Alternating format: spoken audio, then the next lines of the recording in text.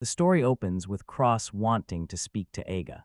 They needed to have an important conversation. At the start, Cross said they had finally reached their goal, but it was not enough. He wanted to defeat the Whirlpool with that group.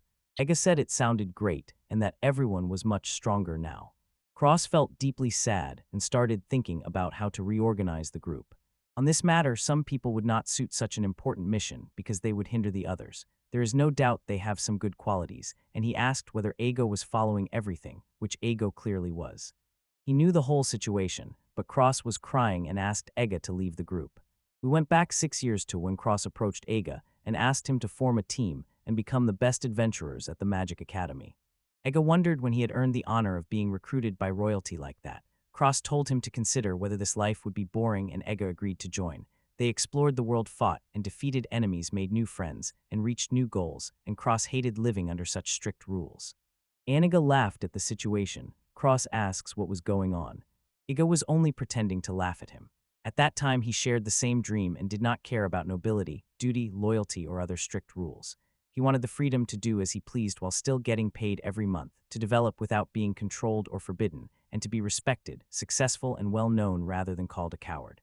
Those were reckless thoughts, and because of that, Cross asks Aga to join the group, promising they will reach the peak of every adventurer's career together. Smiling, Iga says it was fine, and that the two were ready to begin their journey together, pleading with fellow magicians to give up the idea of teachers. Despite the occupation being well known, few could survive and succeed. If no teams were formed at the start, the number would surely grow from 1 to 2 after 5 years, and since it was a bet that would last. Aga had already suffered misfortune. Cross's first potential had appeared. None of them realized the real Cross was certain. Aga was a born hero. That title appears once every 100 years, and a group led by such a hero would attract many legendary adventurers to join and become a far more powerful team, which explains why Aga could perceive so much talent.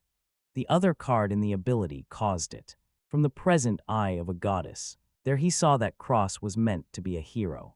He trained this ability for so long and used it perfectly while in the advanced class at the Magic Academy, allowing him to see people's future occupations, strengths, and the skills and magic they would develop. People did not suspect Aga because he had to make a horrible pose, and everyone said he was acting strange, so they dismissed him as just odd. Aga never thought it was a bet like the others from the start because he was certain Cross was a hero. Clearly, that damn career was not pleasant at all. He faced monster attacks and was useless until the Cross jobs traits awakened, but fortunately Aga could already handle most cases beyond the basics, so they took other part-time jobs to survive, and a week passed. Some adventurers told them to stop fooling around and said it was too early for the two of them to try to defeat that huge monster alone. If they had forgotten that last time, they were nearly trampled, and that it was absurd to think they could win like that after gaining a few levels in 1 week. Moments later, Aga asks Cross to show everything he has, and Cross rushes at the monster, severs its head with just one strike, and then manages to land calmly. No one could believe this was happening, and no one could explain how the boy had gained so much strength in less than a week. It seemed impossible for him to do this in just 1 week. Iga followed Cross under a blessing agreement, a secondary ability. With those abilities and a teammate who uses magic, they would certainly gain double experience. Soon Cross and Iga call it when they touch each other's hand. The journey kept expanding, and after 5 years of missions, the group was finally complete. Aga's group, serving as the goddess's living eye, was useful to novices, so the Blessing Pact linked their levels and quickly raised everyone. Now that missions were getting harder, and they were nearing the defeat of the Demon King, those abilities were becoming increasingly useless. Without those two abilities, Ega was an ordinary person like anyone else and did everything he could to help. Leaving the group was inevitable and would happen sooner or later. One night, Ega offered to pack some items to give them, but Cross said it wasn't necessary. Ega said the items were more valuable. A girl said some useful tools could help. The team was fine, and if the two agreed, it was all right. Ega stays quiet, but Cross warns that if Ega keeps adventuring, he will need some essential items, and Ega says it was all fine as he was leaving. Roberta stood and announced that the next night they would board the Belt Ship, the Adventurers Guild headquarters, which to them was the city of glory they had always dreamed of. Cross tells Aga the farewell party can be moved earlier, to noon tomorrow, and asks what they should buy. Drinks take time, bring some pretty girls, and don't think like a child. One of the girls in the group becomes very angry, which causes trouble, and after the party he must talk at length with her about breaking up. She may have other plans, but Ega says he knows what to do and that they can go home. Before Roberta finishes, after thanking Aga for everything he did, Aga asks what he did and says it was nothing. Both smile and Ega walks away saying good night. Smoking on his way, Ega said he had to leave now, but did not know how to host a farewell party or how to get out of that embarrassing situation, which felt very strange. He entered his room and found Aunt Anna saying good morning to him. Startled, Ega says good morning and asks why she was standing in front of his door. When the girl asks where Ego is going so early, he says he'd run even carrying those packages, and she wants to know whether he'll leave before the fair ends. Ega says that as she watched, he walked away without a word or any manly gesture, and she did not try to stop him. Only the girl said never, because it would be strange to tell him to leave the team and then say goodbye. Cross was terrible. She hands Iga a stack of papers, and when Iga asks what they are, she says they list the properties and the dedication payments and tells Iga to check them carefully. Iga asks if she had been waiting since early to give him that, and the girl says it is very important. Soon Iga asks to sit down and talk, and asks if they could meet in the main courtyard to talk.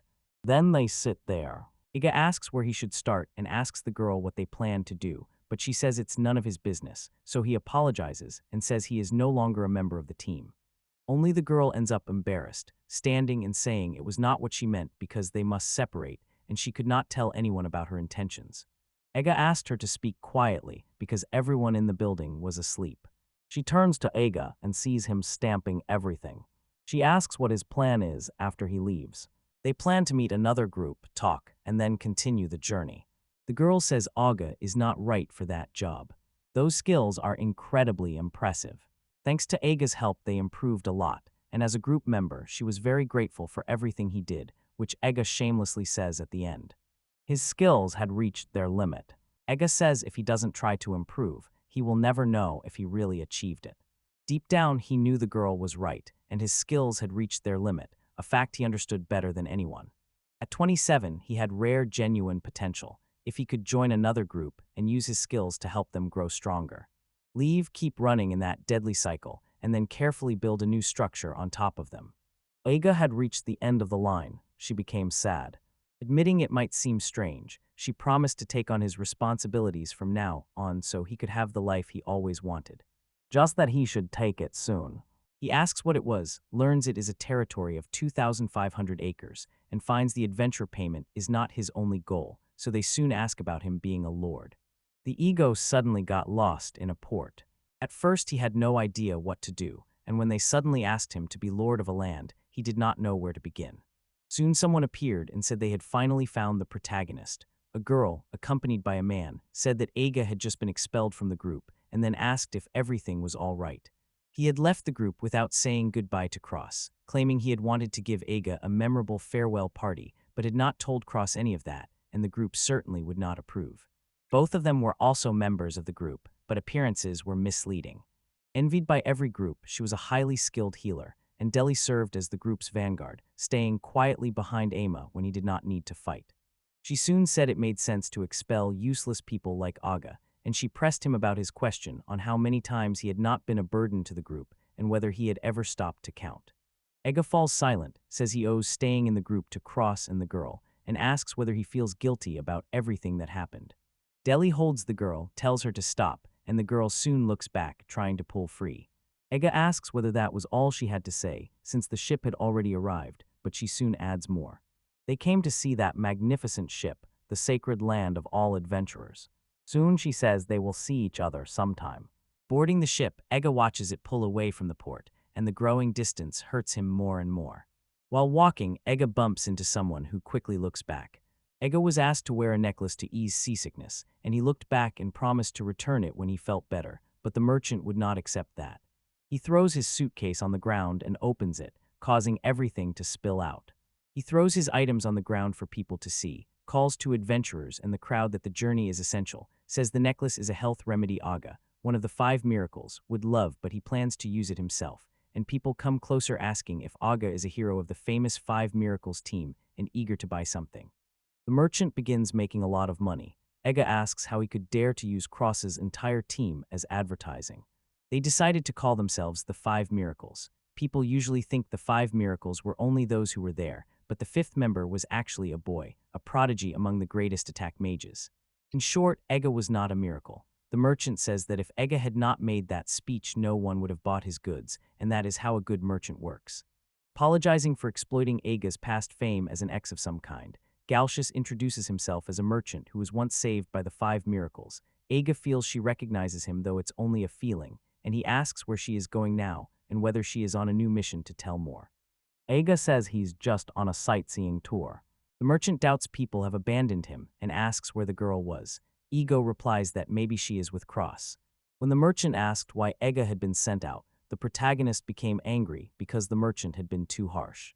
The trip was meant to heal a broken heart, and understanding this, the merchant begins to leave, saying he has a business meeting. Ega asks him to wait a second, and out of obligation, activates his Eye of the Gods on Galcius to check him, which confirms Galcius is truly a merchant despite his appearance.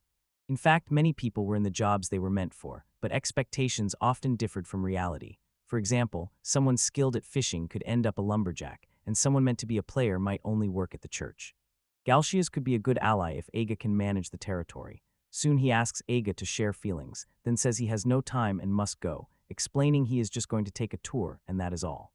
The Eye's appearance made people ask why he had not been told earlier. Since then, Galcius kept him company while they stayed on the ship. On that ship, they were likely approaching another port and asked where Ega wanted to go. It was a different city, the one where they had defeated the giant serpent. This is the place where the group used all their strength to defeat a serpent. He is after the lands that were given to him as a reward, and soon Galcius says it was exactly where he wanted to go, so they could stop briefly in a town before continuing, and when they get there, just speak to the merchant. Ega thinks that could be true, and the merchant soon calls Ega very kind, though he is only flattering them. They soon entered a far eastern country with a completely different culture, and Ego, exhausted, said it was time to rest a little and continue the journey the next day. When he woke up, he was holding a drink and felt completely lost. A girl appears at the door, saying Ego wanted to sleep a little longer and that her services satisfied him the night before. He finally remembers everything that happened and says he feels excited now, but his head hurts badly. Soon she says she'll help him change clothes, but Ego was very bad that morning.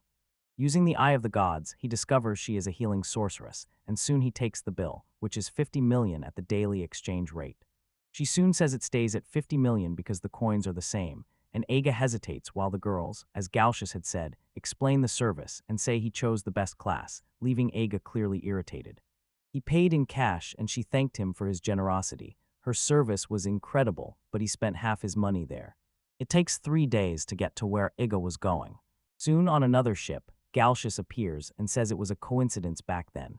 Ega asks about the place, and soon Galadius says it was magnificent and apologizes. He ended up testing Ega. They asked why it happened. Galcius said he thought he had left the group.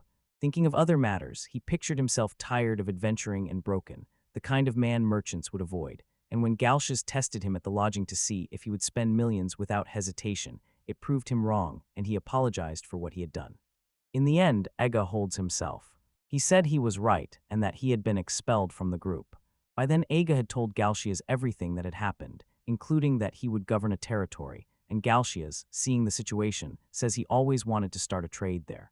Ega says Galcius will be an important ally and explains he never wanted to be a lord, yet he still saw the kind of place he has to govern, and so on.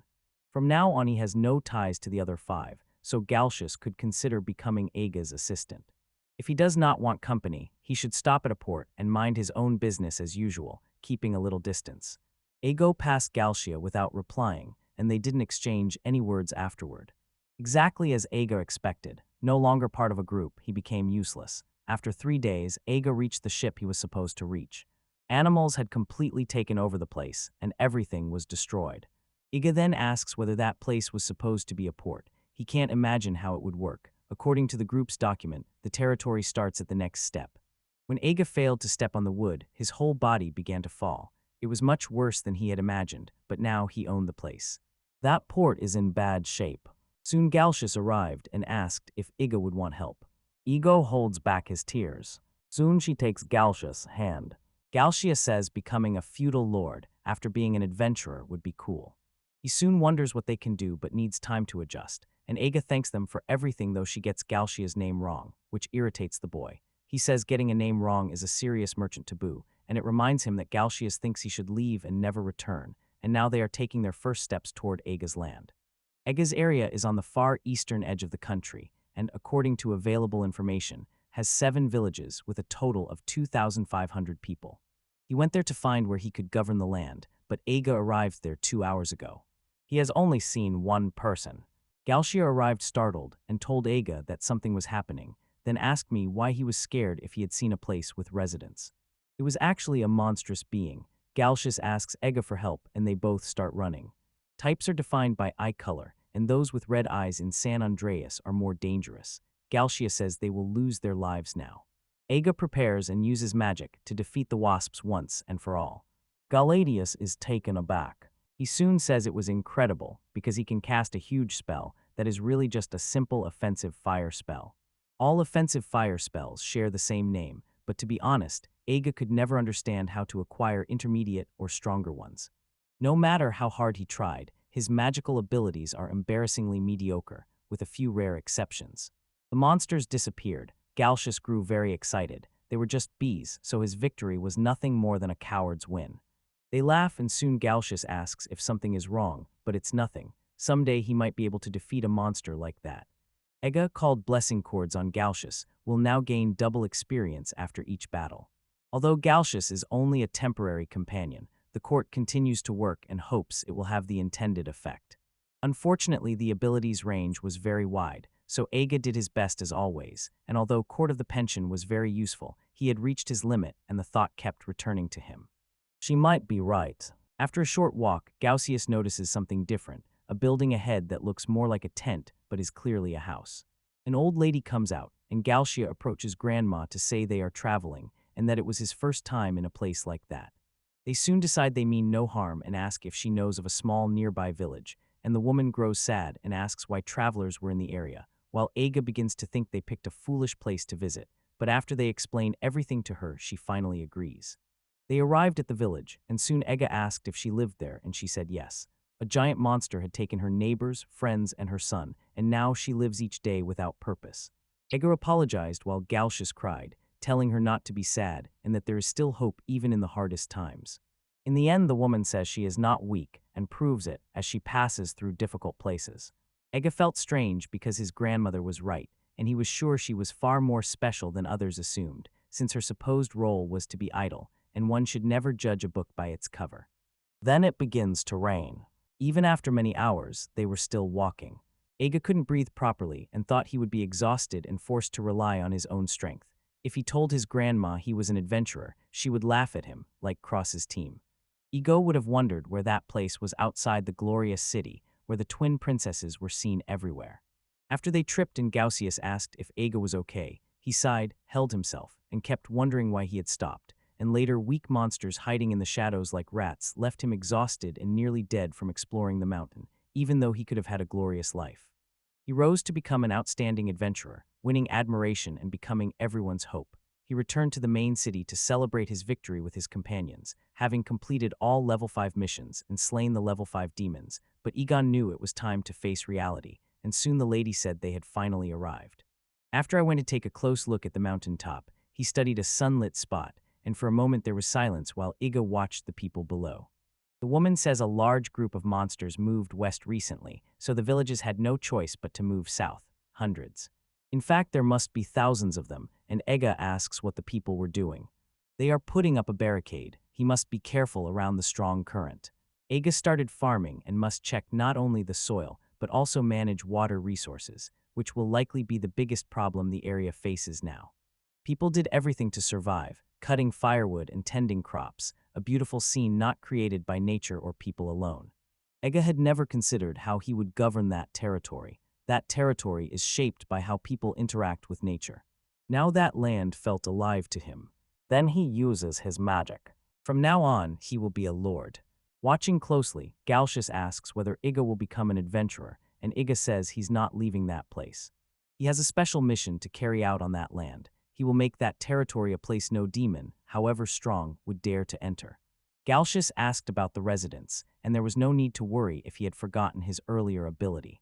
His extraordinary, unfailing ability, the destined course of his career, and the kingdom's solid foundation. Immediately after, they reached the far eastern edge of the forest. More monsters were coming, a swarm of killer wasps. Now officially a lord, Aga had to go to the imperial city to receive the certificate of territory, but the process was very troublesome. After defeating some monsters, the next boat would come very early the day after tomorrow, so they should explore the southern villages for now, and the day after tomorrow they would arrive. A man asks what they are doing at that moment. Boredom had arrived. Soon Amos spoke with Aunt Anna about the delicate item the genius girl was bringing to the tea. Soon Ama asks if the girl is listening, but she is daydreaming. She kept ignoring many things. Then Ama shouted at the top of her lungs while the girl, lost in thought, asked what was happening, and Ama suggested she might be worried about Ego, but that was not the case. Ma kept saying it was impossible to help someone weak, and that Ega's expulsion from the group was natural because he had always been pushed to the back. Then she said they were going on a Demon King-class mission, and she was not fit for it, so they gave him generous compensation to let him live without worry. Everyone on the team agreed and saw no problem, but she still looked sad. It wasn't fun teasing her when she made that face. Before long, a few adventurers come over and ask to sit because they think the girls are very pretty. Then the flirting starts because Emma's beauty often attracts men. Unfortunately, she was free, so they could have the honor of having tea, but they were focused on the other girl because her glasses made her look smart. The girl asks what they want while Amo tries to get some attention, but Amo is overwhelmed at that moment. Deli appears gripping the adventurers by their arms. Ama asked what he was doing there.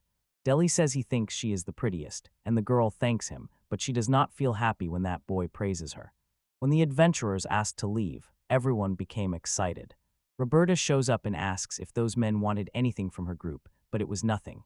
They get scared, and the adventurers soon realize all those people were from the 5 miracles. She explains they're very busy right now and asks for forgiveness. They should clear out in only 3 seconds and then run away. With everyone assembled, they should go to the sacred land and stay alert to developments. Cross says they will keep advancing through the tiers and asks Aga to watch them while he goes to the port. Everyone knew they had arrived. Everyone focused on the 5 miracles, asking for autographs and anything else, and the girls were thrilled. Everyone waited for them to do an interview about the next objective. The girls were around Deli. Everyone starts to look startled. Deli says that even when they are together, he still cannot understand how he became the most popular with all the girls. Soon, a reporter approaches Cross and asks him about the 5 miracles' future plans and their purpose in living for that sacred land. Roberta ends up holding herself back while saying where they are going, and the objective is to win all the battles. The land existed only to accept the famous Demon King mission, and that was its sole purpose. He had one more thing to say, so everyone stayed alert for what would come next. Cross says their battle has only begun, and that was all there was to it. It was a great remark that everyone was talking about. AIMA knows Cross often says cliched things, but the media keeps making them sound amazing. Soon a reporter asks them a question, even though the group's name is 5 Miracles. It seems a member is missing and asks what was happening with the group. Everyone looks sad, and in fact, the group has 2 fewer people, and no one knows much about Ega himself. Soon the girl approaches and says Amargo was on her own expedition and will join them in a few days, so there is no problem. The genius mage was gone, and though she was young she could handle a mission alone, which was amazing, and Marie, probably the group's strongest, drew attention as expected with a gentle proposal. The no problem part was a lie. When she comes back and learns that Ego was expelled, something would happen. Emma was not the only one to change her mind about it, so they could handle the whole situation. She wondered what Ego was doing now and whether he was getting along with the people in his territory. They arrived at the village. Low on supplies, they planned to rest there. Aga asked Galcius what was happening, and he explained that villagers were usually cautious with strangers, so they could say they were tourists. Everyone gathered around them, asking who they were at that moment and where they had come from. Soon Ega asks if they should surrender or do something similar. Startled, Galcius tells Ega to get ready. They were very kind and asked where everyone had come from. Ask how old they are. Ask if they are hungry, since those people were very hospitable. Ask if they are married and whether they are tourists. Ask if they have a place to stay. Soon the village chief orders them to stop because they are causing trouble for the visitors. With his chief there, they could have a calm conversation. The village chief kept both visitors and insisted they spend the night at his house, which was unfair because everyone wanted to meet them. They sat on the box at the chief's huge house that night. The chief apologizes because the villagers are very noisy. Ego wanted to ask to sleep there that night, but he stayed very alert. In the end, he continued to serve food and drink, and his wife was known for being kind and beautiful in the village. Ega then asks the village chief what the villagers' main occupation is, and the chief seems confused, but means that people generally dislike doing certain tasks. They cut wood and were mostly lumberjacks, which was obvious because everyone was fairly muscular. The chief says he has a good sauce, and after a short summary, the village is called Wood Village and has about 150 inhabitants. However, lumberjacks are not just about cutting wood, they are connected to wood cutting and sawing. They process wood and merchandise and also handle transporting business goods on scaffolding. Iga asks if this work is profitable, and it clearly is, especially after recent events. The giant serpent Aga's group had defeated earlier was wreaking havoc throughout the kingdom. The attack ironically raised demand for wood, so the economy grew significantly. They fell 7 times and got up 8, which describes the people there. They showed the kind of courage expected of a chief. When Iga used the divine eye on all the villagers, he found they were all lumberjacks. The divine eye shows what fits the job, the skills and magic a person has learned, and assesses them, but it does not show their current occupation. A higher skill called Observe Status was required to see the current occupation, and because Ega was only a novice with basic training skills and couldn't learn it, he could not tell what those people were doing. After watching for a while, he realized there were no lumberjacks or fishermen there. Some people were listed as future adventurers. Checking the 10 youngest villagers, he found 2 in the adventure category. That night, Galcius asks Aga if he was thinking about using his ability as if it were cheating. Ega asked what Galadius thought, and Galadius still did not understand. He needed to name the right jobs and assign people to those roles so the territory would grow. Galcius didn't dwell on the situation. The next day, the village chief is surprised that Iga plans to visit the largest village, which has 1,200 people. Iga only wants to take a look. Some people were carrying trees to the nearby territory, so they ended up guiding Iga and Galcius to the place they wanted to go, and the two thanked everyone for what was happening. They end up drawing attention when the village chief tells a girl she should accompany the protagonist. The girl finally approaches and says everything is fine. Iga introduces himself, and the woman is Chio, the martial artist who was seen the previous day, and Galcia says it is a pleasure to meet her. She then asks the lumberjacks to carry 10 at once. Iga asks if she needs a hand, but it's not necessary because those guys are very strong. Then they walked. Halfway along, she tells them to stop because the road ahead is unsafe, so they decide to find another path. Then she asks the first group to turn and follow. They were all to keep going that way. The load movements are light. Anyone could get quick help fixing a broken wheel from her because they only had to ask.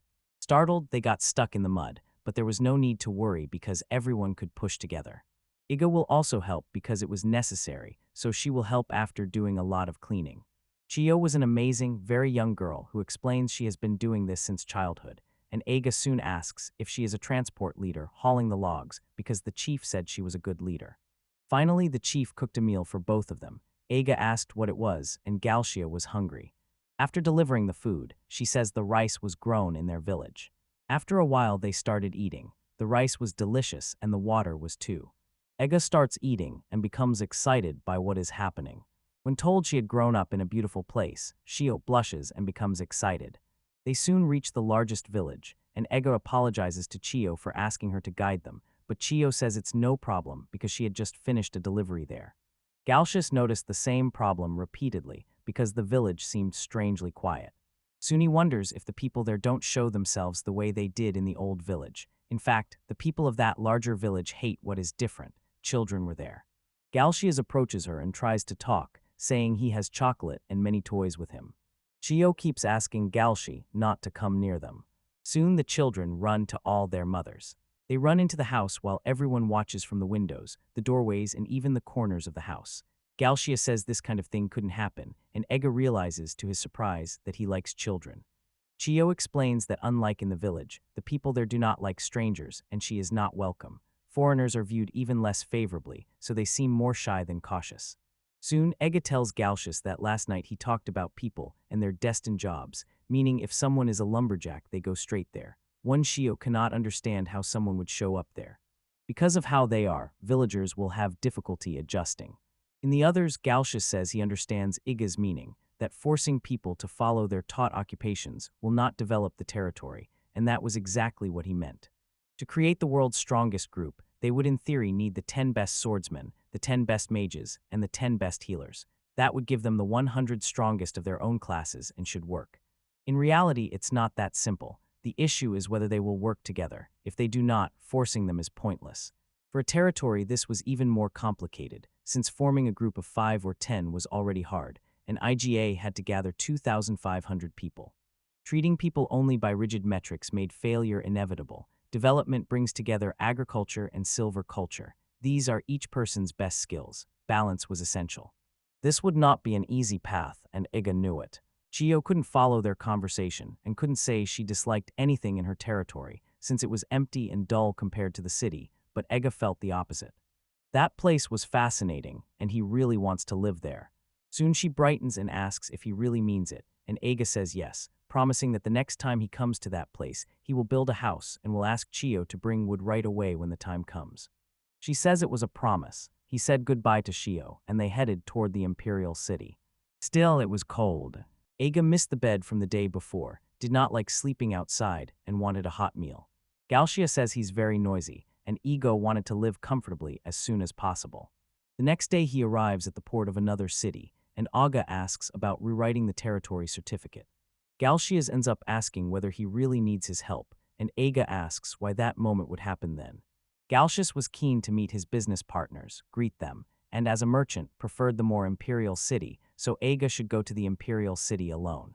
The train to the imperial city will not stop for $2.30, so he needs a cigarette now. After his purchase, he sat down to smoke and read the newspaper for a while. He does not understand the local language well. He asks whether any newspaper is written in the international language. After a long search, people said there was nothing like that nearby, but Aga honestly knows of a place right next to him where adventurers can read a newspaper. On closer inspection, the place was empty. The Adventurers Guild's Far East branch. The guild opens branches wherever it can accept missions. Guild staff are sent to carry out missions and support adventurers. Aga remembers that place from after they returned from the great defeat of the Serpent and after learning everything, but when he tries to enter, it becomes extremely complicated. Worried about how far word of Cross's group had spread, Aga did not want ridicule from the other adventurers. He walks in wearing sunglasses, and a young woman welcomes him to the Far East Guild branch. It then welcomes them and goes straight to reception. There he could take missions, talk to clients, recruit members, and buy equipment, and Iga says it doesn't seem to be a high-level group connected to the heroes group. Sighing, he picks up a newspaper to see what's happening in the world. After reading a bit of the special news, the brave group of heroes arrives in a city, leaving Ega completely lost. Looking up, he laughs and tells himself to stop being envious. After going through the articles about Cross and the other famous groups, checking the market excerpts on the magical ores that supplied the ships, and 3, he thinks he will leave it with Galshias, but he still needs to understand the situation a little more. This is a monthly magazine for adventurers that analyzes and ranks them. Overall, among the top 300 adventure groups, the 5 Miracles placed 9th and are in the top 10. Cross jumped from 40th to 13th in the global individual rankings, a major leap, and Ama is 57th, confirming she really was a true twin. First, the sword was still hers and, as expected, had no magic. Before long, someone appears asking about Aga. He turned out to be the royal Give. He soon explains why he was wearing sunglasses, but that only makes everyone more irritated, so Aga tells him to stop calling him that, and the heckler asks why, saying he and Cross used to get along well. Then Aga remembers the heckler was a classmate at Magic University. Adventurers soon began to talk about Aga, one of the 5 miraculous, after learning he had been expelled, and it seemed unfortunate because the group was about to become remarkable, but that was not the only concern since this was a kind of selection before heading to the main city. Aga takes off his sunglasses, and the heckler asks why he was expelled. That was a problem because he always got left behind. He was the 6th person, after all. The adventurers laughed at Aga, and others asked them to stop, but sadly it was true, because no one wanted to show their face after everything that had happened. Aga could not defend himself, and the heckler asks whether he will leave early. Soon he says the guild is only for adventurers, so Aga has nothing to do then, and even calls Aga an ex-adventurer, which later annoys the protagonist until a woman appears and asks him to stop. She comes in carrying everything and asks if it was Aga. Her sword was magical and could cut through the ground. People said she could control lightning as well. In the end, everyone admired her, so that settled it. As the great #1 heroine, everyone wondered why she was there. According to her, the number one was in that place by coincidence. However, someone like her would then ask why she was in the Far East. Ega ends up saying he said that because there were not many missions in the Far East. She admits it was true, but says she was handling different tasks. Iga says she is still like that anyway. She asks if he doesn't like the bikini armor. He likes it but thinks she should wear something that offers more protection. The girl laughs and says that's what she flexes her muscles for. That was not the point. The heckler asked why she was there just to humiliate Iga, which was unpleasant. The girl pointed at Iga and said she did it on purpose. She learned he was no longer in Cross's group. The heckler expects the girl to mock Iga. It was actually the opposite. She asked if Ego would want to join her. Everyone ends up quite startled. A heckler steps forward and tells her to wait. Known as a lone wolf, she would rather have a loser like that on her team and even thinks about forming a group with Iga, but she stays solitary because few people can work with her. Iga may underestimate himself, but he is far more capable than he thinks. After all, he had mastery of intermediate skills, a rare talent. Ultimately, he clearly has hidden potential, and Ega believes she knows him well enough to suggest forming a group with him. Her voice was completely serious. It's more than that. If they join, Ega will only get in her way. Even though it would be a lot of fun. Taking a deep breath, he apologizes because he now has something he wants to do. An adventure with number one interests him less than making that place strong enough to defend itself against a Demon King class mission. All the adventurers were amazed that Iga turned down an offer from a top heroine. She laughed, saying there was nothing to do because she didn't want to force anyone to follow her path, and Iga said he appreciated the offer so it was fine. Then she picked up the magazine to check her ranking. Iga says he thought she wouldn't like that kind of thing, but she does, and she's very happy to have come in first. She only came to check her ranking, then says goodbye for now. The top heroine was truly a very good person. Iga heads to the magic railway. At that point, he boarded the train with plans to test, but it was time to finish his trip back to his own territory. First, he must officially become the owner of that territory for the Imperial City. At that moment, the Imperial City of Iga arrived. It was already getting dark. Walking through the streets, he wonders where to go. A letter told him to go to City Hall first, but he did not know where it was. Soon someone excused herself to Iga. She asks him to move aside since the woman is almost stuck to him, so he steps all the way to the side. She thanks him for that, and Iga is startled because he rarely sees women in suits in his country, so he assumes a government office is nearby. Following the woman, he goes to Imperial City Hall, where he loses his license while trying to rewrite the territory certificate. The woman understands but lacks the authority, so she will call her superior. A superior was needed to manage the rights and territories, and soon the lord arrived, apologizing for making him wait and introducing himself as the manager of the support department. Because he lacks permission for that, he will contact his supervisor. The manager says he leads the planning department but lacks authority. His superior has it, so Iga is sent to the selected chief whose superior also has authority. Then Iga goes to the department director, and that director's superior does too. Iga wonders why the rankings keep rising and begins to feel important. The director appears and apologizes, but the great king has already returned to the palace, so they must come back later to submit the application for the territory certificate, and they begin the initial process, and Iga asks if it can be done today because he wanted to start all this. After waiting all day, he still won't get anything today. The director apologizes but cannot find it on site to hand over. Soon someone comes over and asks why the director is there. The minister thought he had wrapped up for the day. He was the country's second in command. Realizing the situation, the minister welcomes Aga and credits him with defeating the serpent. Aegis refuses. The minister says he is modest, but if he were there to rewrite the territory certificate, he would ask to finish the process tomorrow morning. The minister decides to give Aga a ride and tells him he will become the owner, adding that Aga will stay in the palace today because the minister will entertain him that night. Inside the Far East Palace. Finally, Aga walks in and says it was huge. He then leaves his weapons at the reception and greets everyone.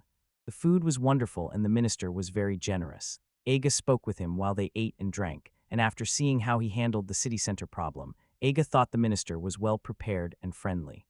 Aga was especially grateful to the minister for explaining how to manage the Far East territory. The Far East is a broad alliance of territories with the Great King as its highest leader. In the end, the Great King did not rule over the lords and could not assign responsibility or collect taxes, so the lords were almost self-employed. The minister says Edge must attend the annual congress, but he can be excused if he has a valid reason. The country follows a very open policy. Ega said he now wanted to carry out the territory's missions, and the minister found it interesting and straightforward. Ega could do anything he wanted. The minister was very compliant, however.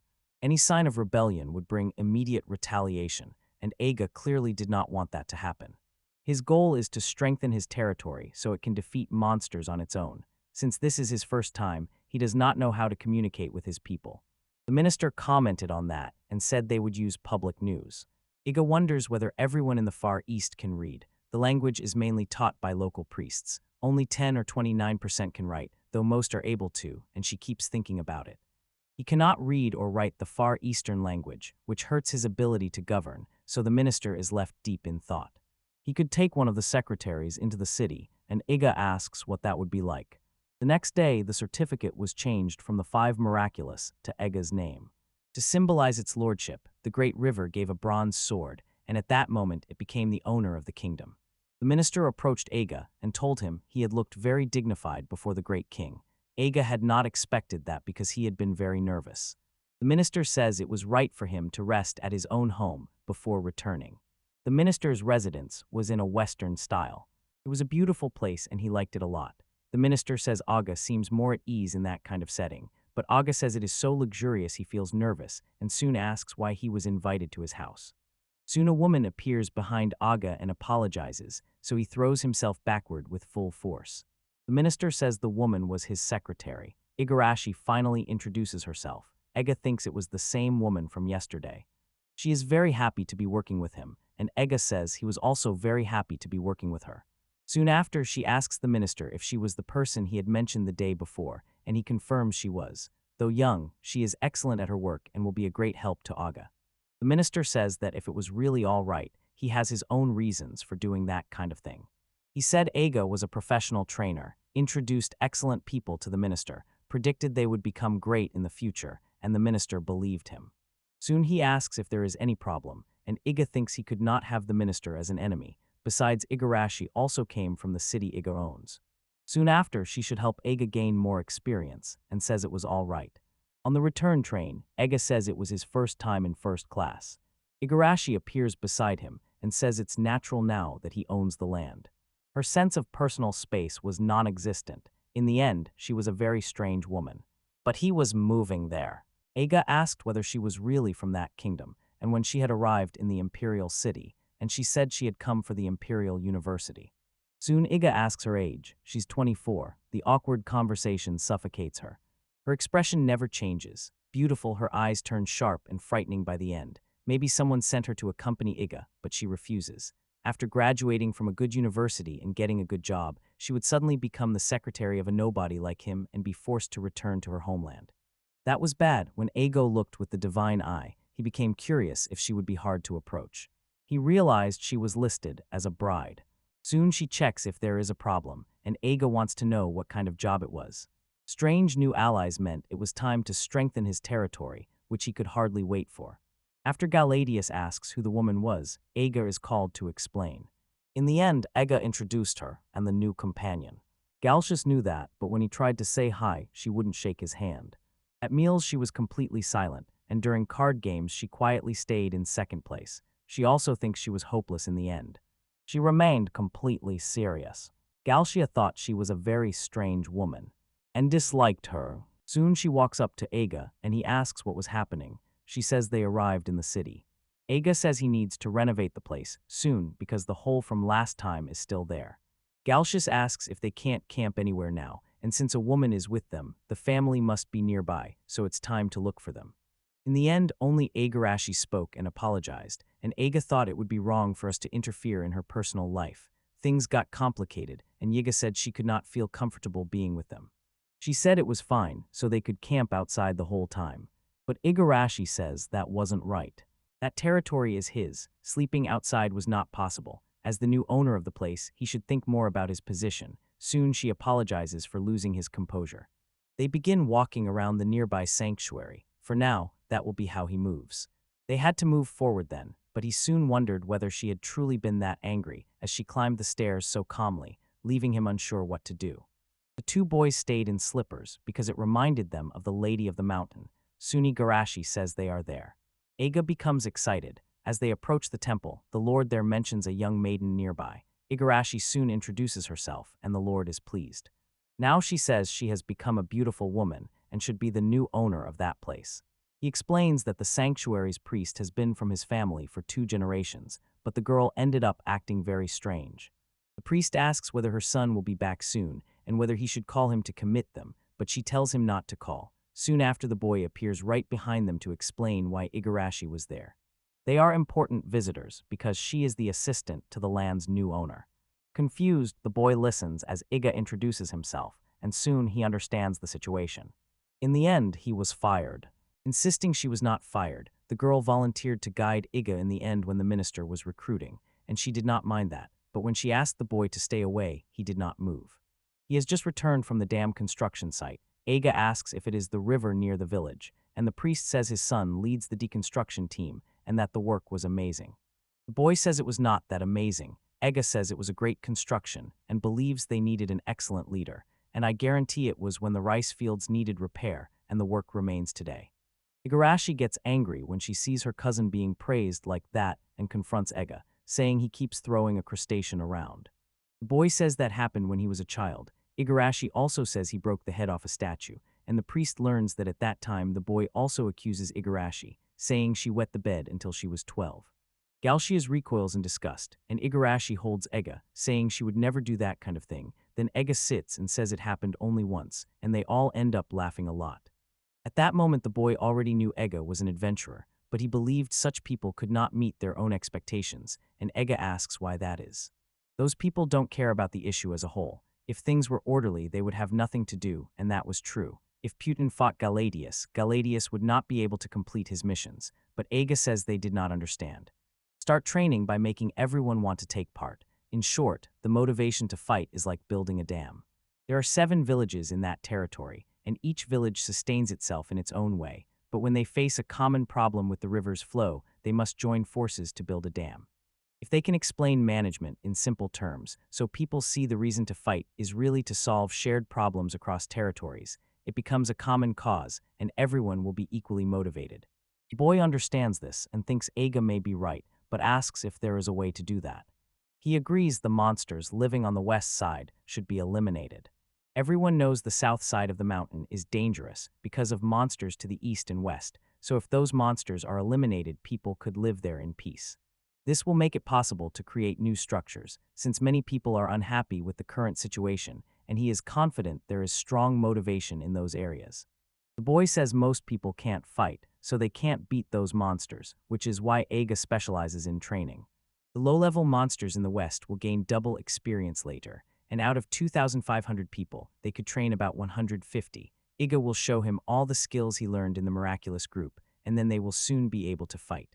60 people will not always handle the missions, so Eiga will form an organization with the villagers to take priority in each village's affairs.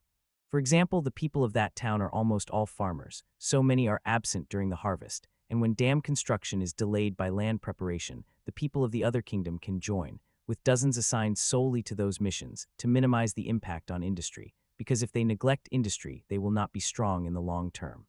Eiga kept talking without taking a breath. His plan for now was that, and he asked everyone to lend their strength. Eiga was about to say that when someone raised a hand. Igarashi wanted to learn more about Eiga's work. Galshiasa also says they joined a long time ago. There's no reason to back out now. He says it's all right if it doesn't destroy their industry. The boy agrees, and Eiga gets excited and says that tomorrow Gausius will assess the territory's economic situation. The priest and his son should act as intermediaries between Eiga and the people. Meanwhile, Igarashi should act as Eiga's assistant and provide a clear copy of the notice board. Her excitement for the job made it fun. The feeling triggers a memory of a place, and Shio remembers it quickly. This felt like the early days of his previous group. 3 years earlier, someone called out Yuri's name, asking where he was and whether he was all right.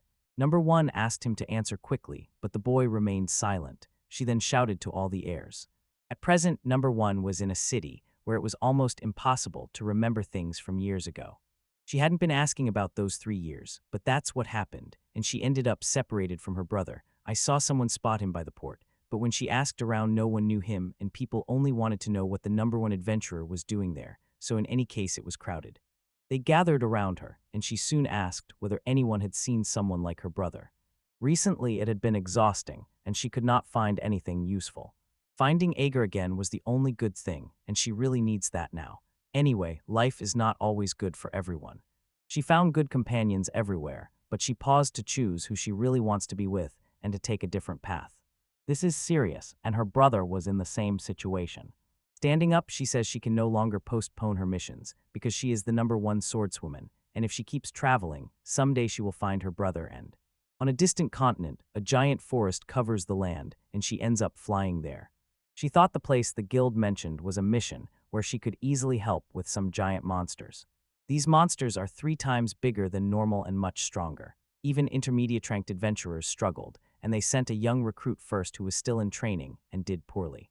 She decided to resolve the situation. The giant monsters were still bigger than expected, and that was a problem. A scream cut through the air, coming from an adventurer who may have arrived before her. When she arrives, she sees a boy destroying a giant monster. Huge explosions end up drawing her attention. This was more than a child. He was a boy with a future in magic. Bringing down those giant monsters is difficult. Their numbers were greatly reduced after a wave of attacks when sharp spears pierced them. Worried that using such a strong fire attack might harm him, she watches as the boy soon tires and collapses to the ground, bringing everything with him. After getting up, she comes over and asks if he needs help. The boy looks at her closely and quickly remembers his own brother. She keeps wondering what is wrong with her. Although 3 years have passed, her brother should be much bigger. First, their faces do not look very similar, and their hair colors are completely different. When the boy asks who she is, she soon introduces herself as the number one swordswoman, and he is clearly startled. That was right, she had heard someone was training for a mission nearby, so she came to help. Soon the shameless boy told her to stay away because it was his prey and called her very annoying. Something was happening right behind him, so he launched an attack. The girl said it was her turn, but the boy soon asked her to wait. He becomes the top figure in that world and eventually casts Mad, a massive fireball that eventually pushed the huge monsters back, and number one says it was an incredibly powerful, high-level explosive magic. She quickly tells him to wait, warning that if he launches the mission, he will be caught in the explosion. But he says that he releases his final explosion.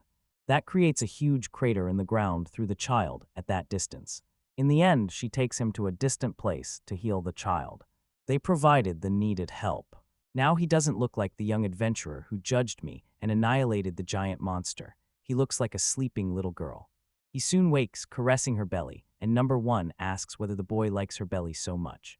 Waking up, he feels embarrassed and stands up. Apologizing for what happened, she says there is no need to worry.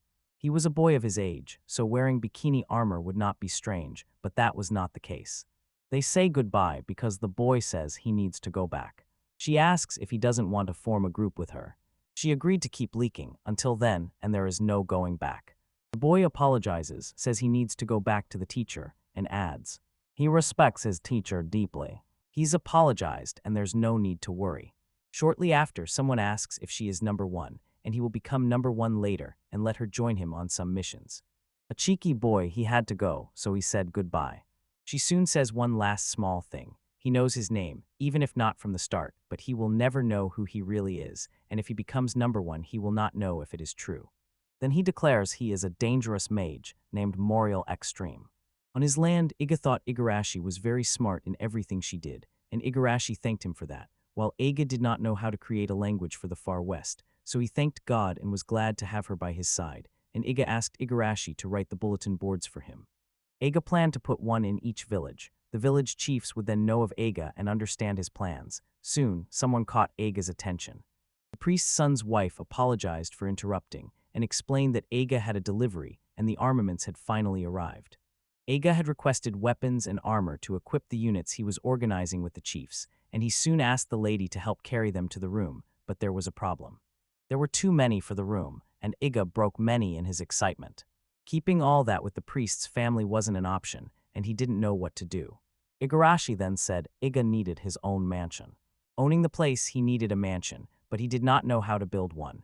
Then the priest appeared and told him to speak briefly with the village carpenters and masters. Iga thanked the priest and asked whether it would cost a lot of money because he knew it would not be free. His retirement had been $22 million. He now had $12 million in the bank and $3 million in hand, a total of $15 billion, and he blamed Galcia for it all. The priest soon said that if Iga could pay properly it would be quick, and since he was the new owner of that place, it was time to call that a loan. Now it was time to build his mansion. A month later, Iga said everything was fine.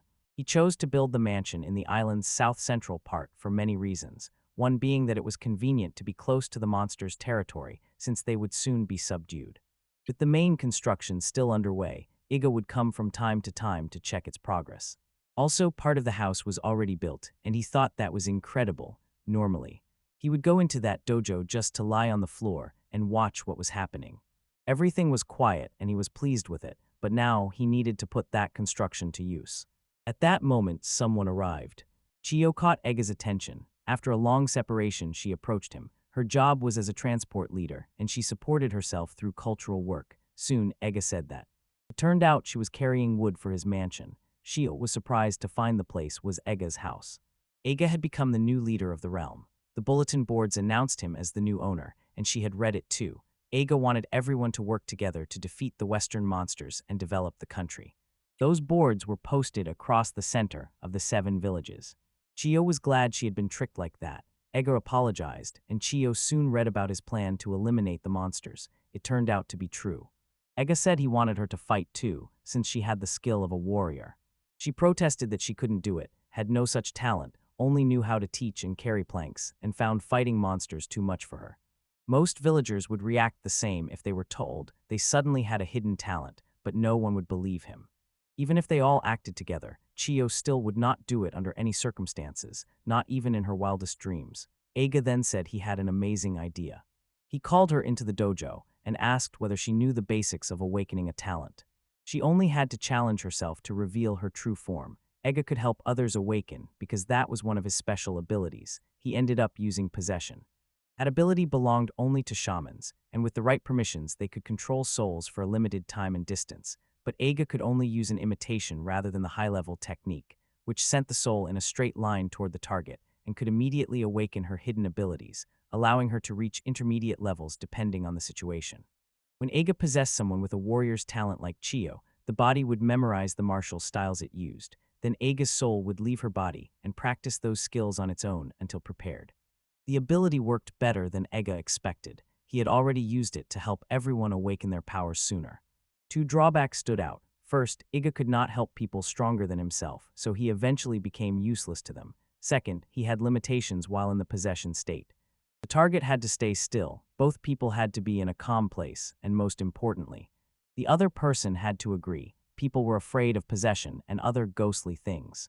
On reflection, Ega was a foreigner who had suddenly become lord of that place, and with Chio, rallied people to destroy the monsters, which could seem irrational to anyone. She should believe in her own land before she believes in Ega, because the people there were full of incredible talents. Believing everyone had potential, he saw her as the first to show the required qualities and knelt to ask her to cooperate. Smiling a little, Chio laughed and told him that as the new owner he shouldn't be a coward begging her like that, and that it would be an honor to work with Ega. Ultimately, she agreed. Ega prepared to take possession. He told her to stay quiet as soon as the possession touched her body. She began to feel strange and afraid, but it was okay. Soon she felt the soul enter her body. Something was happening. She screamed with all her strength as the possession finally took hold.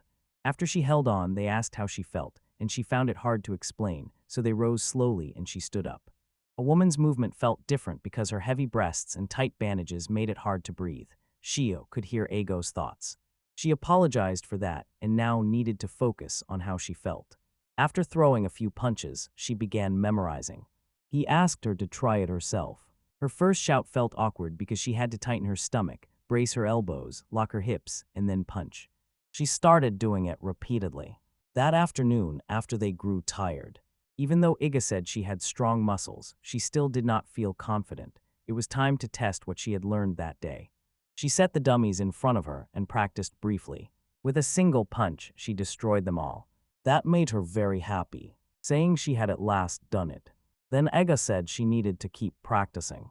She said it was all right, decided to leave, and added that she would look at the letters later, and if things continued like that, she would be able to fight effectively. At that moment back home, Igarashi was right behind Eiga, and Galshia said he had been smiling a lot, had returned very late but had not done anything, and asked Igarashi to stop. Shortly after, Galshia's investigations revealed more information about Iga's territory. Suni told Igarashi that her grandfather had recently awakened magic. She said she had been away from home for some time, so she was not sure.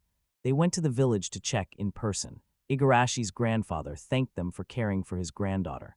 At 62, he led seed research and had improved seed quality there for many years. That grandfather was responsible for the high production throughout his life. Becoming a producer was his destiny and suited him perfectly, making him a key factor in developing those lands, so when Eiga used the fourth ability on him some days earlier. This allowed sharing experiences, for example by referring to the old group. If Cross, Eiga, and Tiana were the only ones to defeat a monster on a mission, while the others were sick and stayed behind, normally only those who fought would get experience, but since the three had receivers, they would gain experience, level up, and even learn new spells while asleep. A new ability allowed direct development of the territory, and Eiga could mark the most important people for combat roles. The receiver would quickly boost their talents, and for now only 3 people had it. As the Lord's level rose, production magic would awaken, greatly increasing crop varieties and making future harvests more stable. Soon he asked the old man whether he felt anything unusual in his body, and the old man said he felt nothing, as expected. Eiga needed more experience, or nothing would feel significant to them. Igarashi then appeared and said it was time. The 25 chosen were gathered. This was the composition.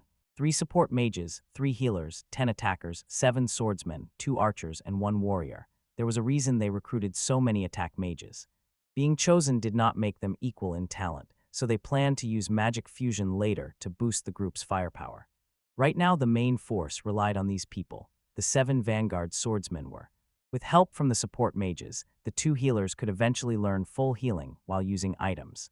Next came the archers. If magic fusion worked, they would finish off the monsters. Eiga soon expected a lot from Chiyo's fighting skills. Also because her transport capacity changed when she altered the frequency. Eiga planned to raise the troop count to 100 for various missions, and needed to stockpile supplies, food, and equipment. Carrying wood required experience, so Eiga relied on Chiyo in this situation. Now the training session would begin in the forest. They traveled to the western district. The situations were complex, the monsters enormous, and it was very difficult. Eiga then told everyone to step back and cast an ice offensive spell. Defeating the monster instantly left everyone impressed, as expected from the owner of that place. The blessing gave those 25 people double experience. If they kept that up, they would all reach the required levels as quickly as possible. Eiga said if they saw a monster, they should not attack right away but report it first. The people grew angry and asked for an explanation. While everyone wanted swords and magic, one of them had only the power to attack. Not until 5. Only Chiyo had the strength for that after the training sessions. The others were still too weak, and he could not let them face the monsters directly now. Eiga asked everyone to be patient and to avoid fighting the monster face-to-face for now, since she understood the situation. Eiga stood there, taking down all the monsters at once. He hadn't had fun fighting in a long time. Even though the opponents were low-level monsters, it was still a new and fun experience. Eventually, they began to gain enough attack power. He asked everyone to finish off the monsters for good, and the group was very excited. They chose to confront the challenge directly despite how difficult it was. Even so, some of them managed to defeat monsters. That made everyone excited, and Eiga was right. They could let the first one finish them off. Now everyone wanted to see the archers stay unbeaten, and each person wanted to be ahead of the others. When one person succeeds, others begin to believe they can too. If they stay confident, they will get results. They were so focused on it that it was time to leave. Still, some wanted to hunt a little more because they'd just gotten a chance to prove themselves, but monsters grow stronger at night, and they were not strong enough for that. Eiga warned that Chiyo had defeated more monsters. Then a villager noticed someone was missing and decided to run. That villager still wanted to kill at least one. A huge monster loomed right behind him. Everyone shouted to the protagonist, warning that it was the same powerful monster from that morning. The boy had been attacked and suffered many burns, but he was still alive, so they needed to take him to the healing mages. The toad was more aggressive. Eiga could expel the magical mucus from its skin, and its defenses were increasing rapidly. Before long, everyone asked Eiga to save it, but he said it wasn't the right time and they should defeat it together. Although Chiyo said her punches hadn't caused any damage, now was the time to act together. They must first destroy it at a specific point. The support mages in Eiga would be the ones to do that. Afterwards, the archers would sh. In the toad's vision, the people and the trees came into view. The mages used the spells he had taught them, and they did little damage, only enough to make it think the enemy was winning.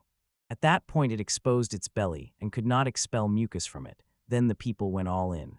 Defeat the monster from below. Once that was done, everyone began to get excited. Everyone was happy with their achievements and working together went very well, though the young man ended up thinking about himself, and Iga said that with so much fifth from here, that was it, and the training was still a success. With everyone's support, things would get much better. Attack power rose for everyone in a single day, and they kept going to become stronger. Everyone began raising their arms. That night, Igarashi's grandfather approached. Relieved they had arrived alive, Igarashi's grandfather said he could do incredible things now, and because the receiver transferred today's battle experience to the elders, he probably leveled up very quickly. It generated magical power, and if he placed it on the bald head, he could even make a single hair grow. Igarashi pulled the old man home, which was a useful trick. Knowing how to do it, he could use that skill to improve productivity later. Next, Ega suffered a lot and kept asking what was wrong with the horse that repeatedly threw him down. The chief eventually gave the black horse to Ega. The owner needs his own horse for his work in the territory. Soon, Igarashi said the horse was not behaving well. It was extraordinary, and the duty was to help Ega. In the end, that horse behaved very badly. After the summer harvest ended, despite the territory's strength, excitement spread as Ega recruited more than 50 people, bringing the subjugation team to 75 members, and he was doing very well. Even with 75 people on a large team, problems persisted. Members argued when they chased monsters alone. Keeping order was hard after the horse threw him down, and dealing with that horse was so tiring that even the same people noticed. The same monsters showed up and were quickly defeated. By that point, everyone's powers had risen above 700, and that was good.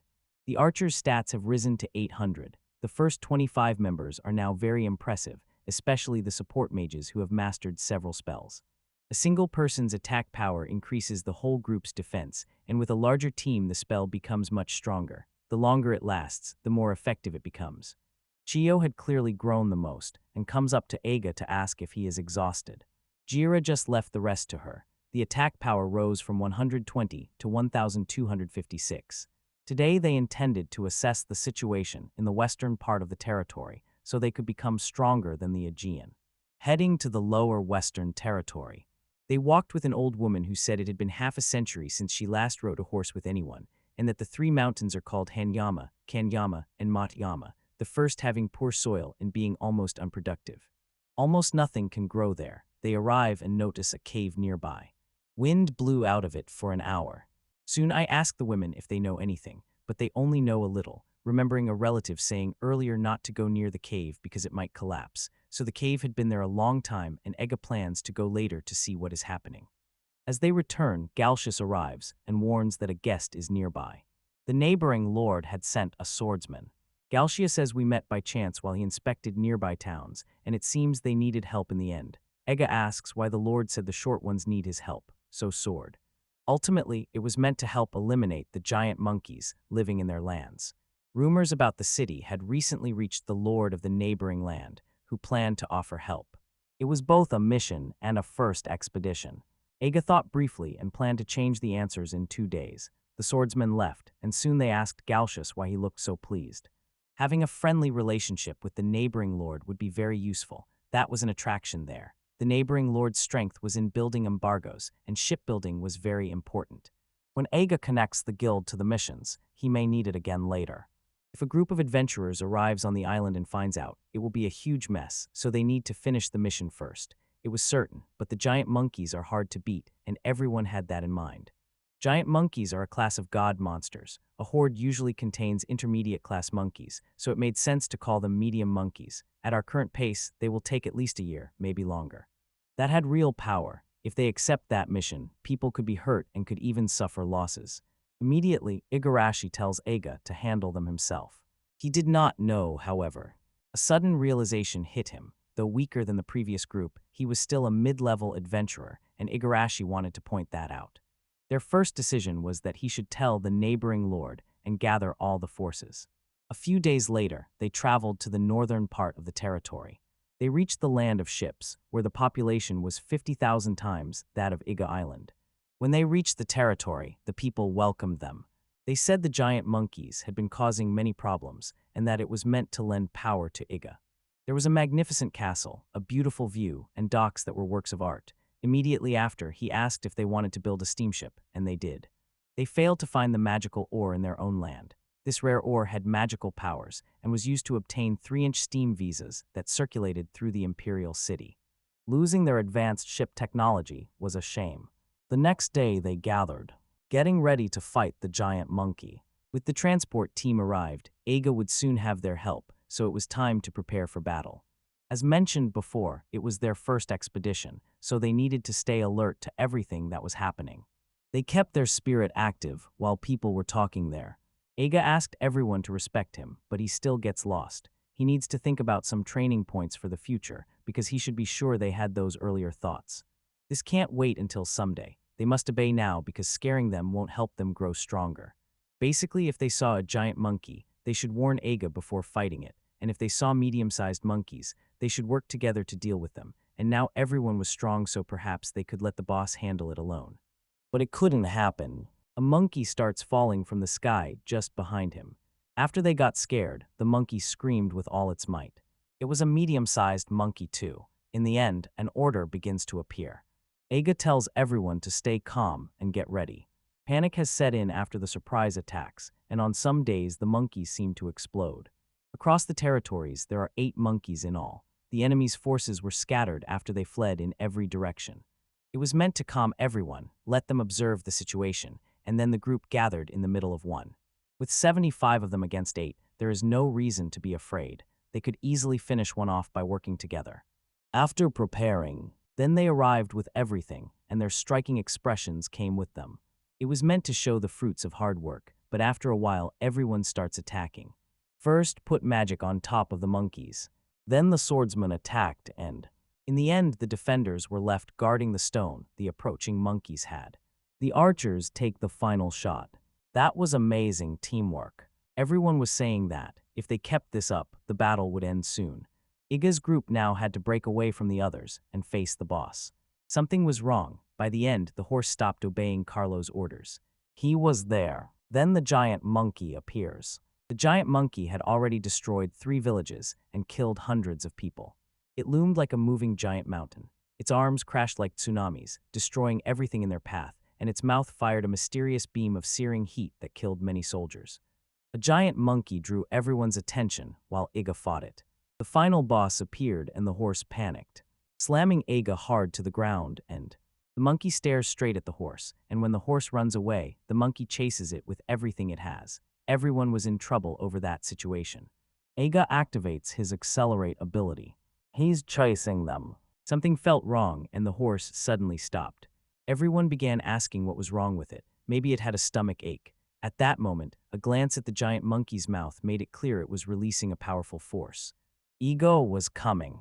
If he asks the employee in time and uses the shield at the maximum power he could. When the monkey releases all of its power, the shield ultimately protects the personnel. Soon after it breaks, people ask if everyone is okay, and somehow they are, and the person who had been standing in front is still standing. Iga's arm was completely broken, and he was in a lot of pain. He protected everyone for a while, but he did not expect to be so seriously injured. So he starts to laugh. They argued whether Cross would have done better. They could not have killed that giant monkey because they were not there. Iga pretends to be weak. Everyone urges retreat and says they should not stay there, and they are grateful for Eiga's help but want the local leader to handle the rest, and people seem reasonable, but he must save Eiga first, and they can at least do that together. At that moment, Igarashi says she was volunteering, but that was not what happened. There is no need to retreat because Eigo can handle it. The monkey throws a punch with all its strength. As a result, they start getting lost, then asking what might have happened. The monkey looked ahead and quickly got scared. They felt sorry to see Eiga in such a pathetic state and were likely disappointed. Then he would show that beginner monster that. The skill of a trained intermediate adventurer showed as he used everything to block the monkey's strike, and his hand began to glow. They unleashed intermediate fire magic, attacking the monkey with everything as it tried to defend itself, but it was already too late and it took a hit to the face. They tried to retaliate, but it was already too late. Ego was directly behind it. Leaping with full force and his sword in hand, he landed a solid blow on the monkey's forehead. He finished with a single blow. Ega realizes he was expected to reveal his lord to everyone, but it's impossible. Everyone was kneeling before Ega. Frankly, everyone felt a little disappointed. It was exactly what they expected. In fact, Ego was very strong, and if they began to raise the letters up, Igarashi was happy as it all happened. After all that fighting, they decided to go to the temple to celebrate everything happening then and thus. Ego stood on the bridge, noting that everyone seemed happy after the party. Nikali and Galcius were working on the documents for upcoming business contracts. The chosen team gained a lot of experience, and the monsters are worth far more than in Ega's territory. Because of Cut, everyone earned double experience, even from the giant boss in the medics. Chio's attack power rose to 1,900, a notable increase. Their attack power from learned spells exceeded 1,000. None of the support mages knew the animate spell, which boosts troops more than archers by increasing skill and range. They could use long-range, angled tactics. One day they will become strong, even without Ega. They still find Ega's intermediate skills impressive and can appreciate them a little. Soon after, Ega meets the leader of those lands and asks why he is not down there celebrating with everyone, but the leader is quietly grateful for Ega's help. Since he would disturb the relaxed atmosphere down there, staying outside was better, and his words made Meets realize something. Owning more of the property brings him closer to Chio and the rest of the staff, and as owner all he can do is step back and watch them grow. They must guide them the right way to create a connection between the two. A nearby man looks, gives Ega a high five, and does it again. That is what being an owner means. A few days later, they came back to Ega's lands. A lord welcomes him. Ega thanks the priest for taking care of things during his absence and says he will rest. The priest says it is finished. He could finally see his house. Because the place was huge, living there became a way of life. They researched it, a huge bed and an impressive bathing area. Galcius went to talk with Ega about the ships. They decided to provide 3 ships, each carrying 50 people. For now, a crew will be dispatched to the ships, and Galcius handled it very well. They probably won't arrive for several months, and by late summer they'd be busy preparing the harvest, so their only option was to fight. Ega had a lot of work, while someone outside watched from a distance. They soon went to a cave in the west. Ega asked what everyone thought was inside. The family, who worked in engineering, shared their views. The boy said it looked strange, so they began to investigate the cave that had been shown. Ega spots grooves in the ground and decides to check them out. The boy says he knows nothing about the place. As amateurs, they shouldn't try anything. The risk alone was very high. The boy could build a defense but would not know if it would work. Ega says he understands him, anyway. The boy urges them to also leave quickly, and they talk about something that was happening inside the cave. Several people were watching them. Because of that, they decide to leave the cave and go home. Igarashi finally lets Ega in and says he has a visitor. A woman was there, and Ega apologizes for keeping her waiting. The girl says meeting Ega was a pleasure and that she came to interview her. A reporter for the Adventure King, she faces Iga's question about why they are doing this to him, though she actually knows a lot about Ega. He is 178 meters tall, weighs 80 kilograms, and is 27 years old, smokes cigarettes, is a former member of the 5 Miracles, and that is even his full name, and now retired he has become the owner of the land and leads his people to ensure the Great Monkey. Iga asks how she knows so much about him. She is known as a fan of mid-level adventurers. After some tea, they decide to talk about her hobby. She runs the sessions for beginner and intermediate adventurers and cares more about helping average adventurers improve than about famous high-level ones. After a few questions, they learn she has been a fan of Cross's group for 4 or 5 years. She's only an intermediate adventurer, and her passion might fade once they become famous. Deciding to hold Ega's wall, she realizes his training skills are impressive. He can see the group needed each movement instantly. She discovered the right talent for every role, placed people where they fit, and kept the group balanced with her management skills. Only someone with a clear long-term vision could see this. Ega's training was full of love, and it flows through each person in the group, constantly leading them to new levels. He is always there at the right moments to show what the group needs. By the end, she understands Ega well, and he seems very happy. Eiga ends up wondering what was happening, and Eiga says he cannot keep up with the group despite his skills, so they are not that useful, but the woman says he was wrong. Without Eiga, the heroes group would never have reached the top of the world. Some even claimed he was the best. Eiga denies it and is clearly happy with all of it.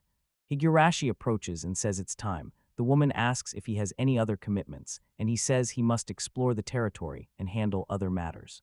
Now it was time to end the interview and take her with Eiga. They decide to help each other in this case. Eiga asks if she will really want to write about the territory. Actually, that's not the case. That territory will become famous over time, so they should interview them soon. A group heads to the western forest in the monster hunting zone. The girl is happy to see that his people train there to raise their levels. They are the chosen ones, and their current skills are slightly above beginner adventurers. They are divided into groups of 6, each supporting every member. About 150 people are working together to defeat the boss. Feeling compelled, she wrote about it. The guild requires the public's approval before it recognizes someone and allows them to take a mission. Eiga could not claim they could kill monsters or that they had come to offer a mission, so the guild would not accept the mission, though public opinion and territory-based mission rules affected the outcome. This is getting much more interesting, and the guild won't be able to ignore them. Maybe that brief interview could help the territory. Eiga led the girl around the area, showing the Chosen's defenses and the missions taking place nearby. It was getting dark, so he asked if I wanted to go back to the mission and rest a bit. Soon she asked whether Eiga would be returning too, and he said he needed to build a good reputation in every village, so he planned to join the others to visit other places. She asked to go with Aga, as she thought. While collecting data she did not understand. That island was a truly wonderful place. The man stood perplexed, and even though he knew it was rude, he kept thinking that with Eiga's ability the land had originally been rural and was poor by Eastern standards, and the world had changed a lot. In other areas with Eiga, he was sure he could transform them too. Honestly, they do not know why he chose that place. Because she's a reporter, she should go with Eiga until she understands the situation. Eiga says it's fine, so they decide to go there. At that moment she's fine. I have always believed in the ability to speak the truth, and there is some background to that. Heading back to the more distant island. The Lord says the land was quite prosperous, and when he was young, the population declined day by day. The lack of industry in those rocky lands may explain it, which is strange, and the reporter asks who could prosper in such a place. There is no village chief, only 4 families remain, one with 11 people, one with 8, one with 4, and one with 9. Eiga then introduced each family.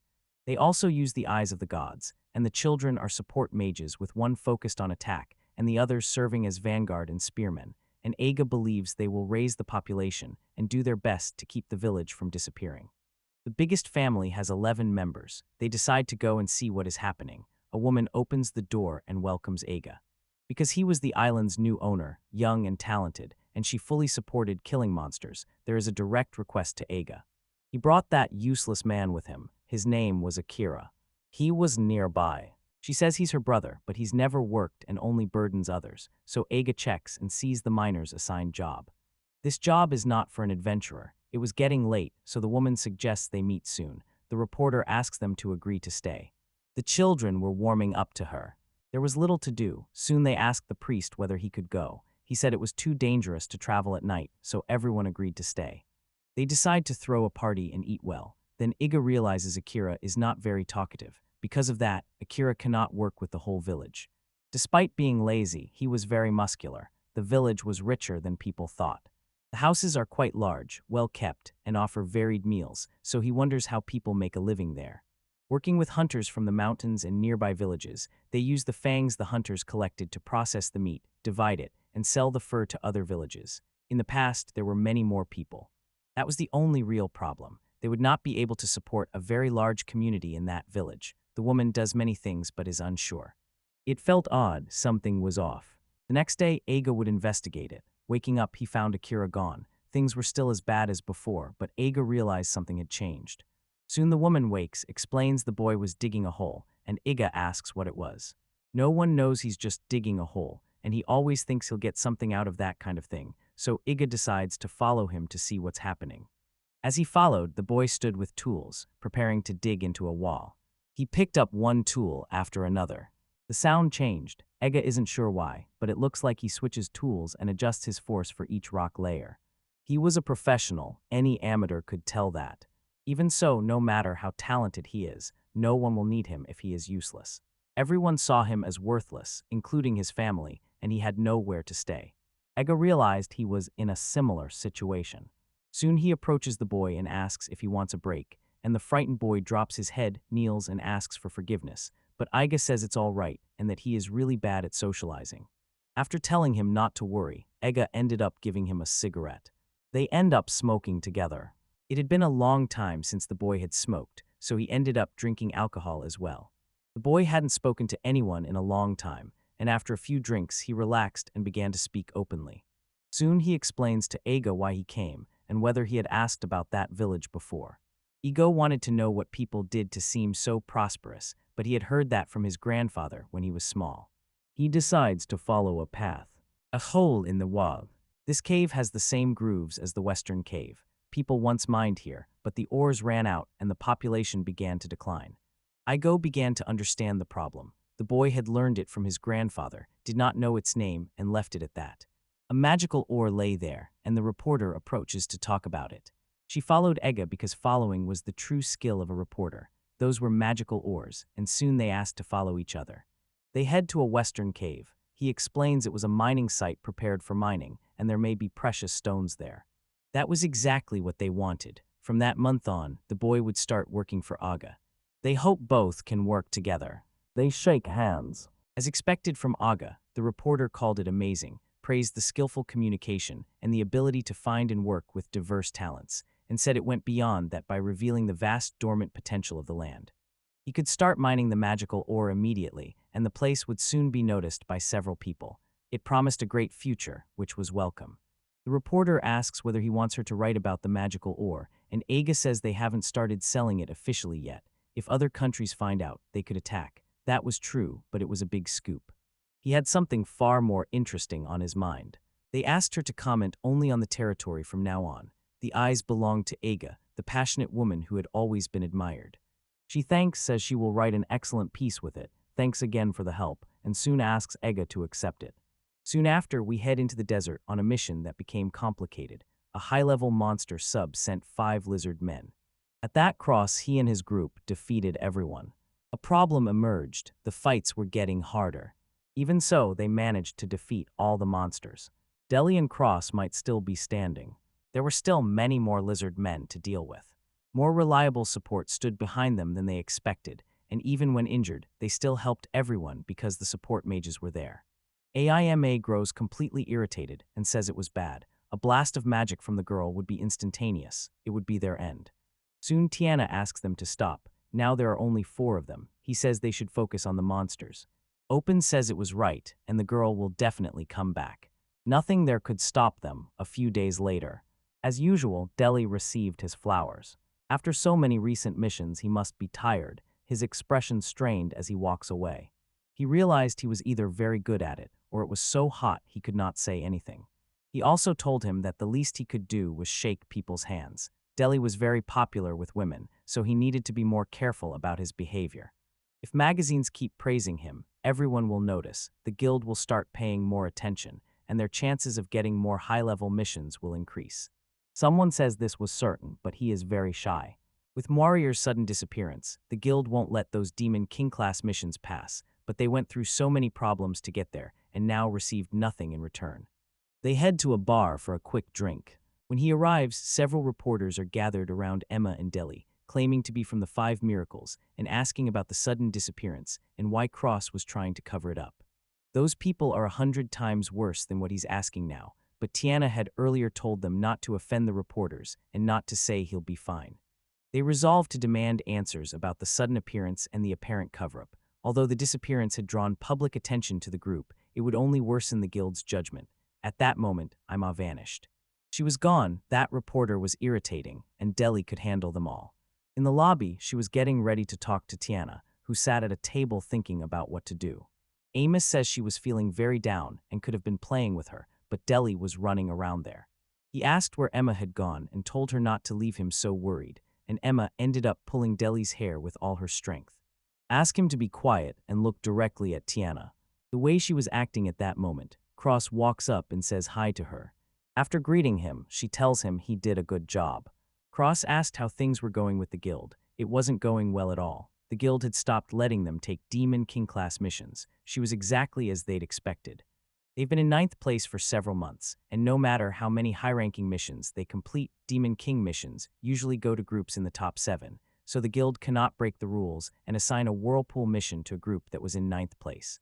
To reach the next level in 5 miracles, you need the very best people, because having more attracts a lot of attention. Though young, he raised his 6 strongest attributes to the maximum, but the fact that he is a boy lowers the group's ranking, and people say it can also reduce their attack power considerably. Soon Roberta remembers what the boy said and asks why they sent Igo away. Tears filled his eyes, and everyone told the boy to calm down. When Cross tried to explain, the boy called it very selfish and said he didn't care about that kind of thing anymore.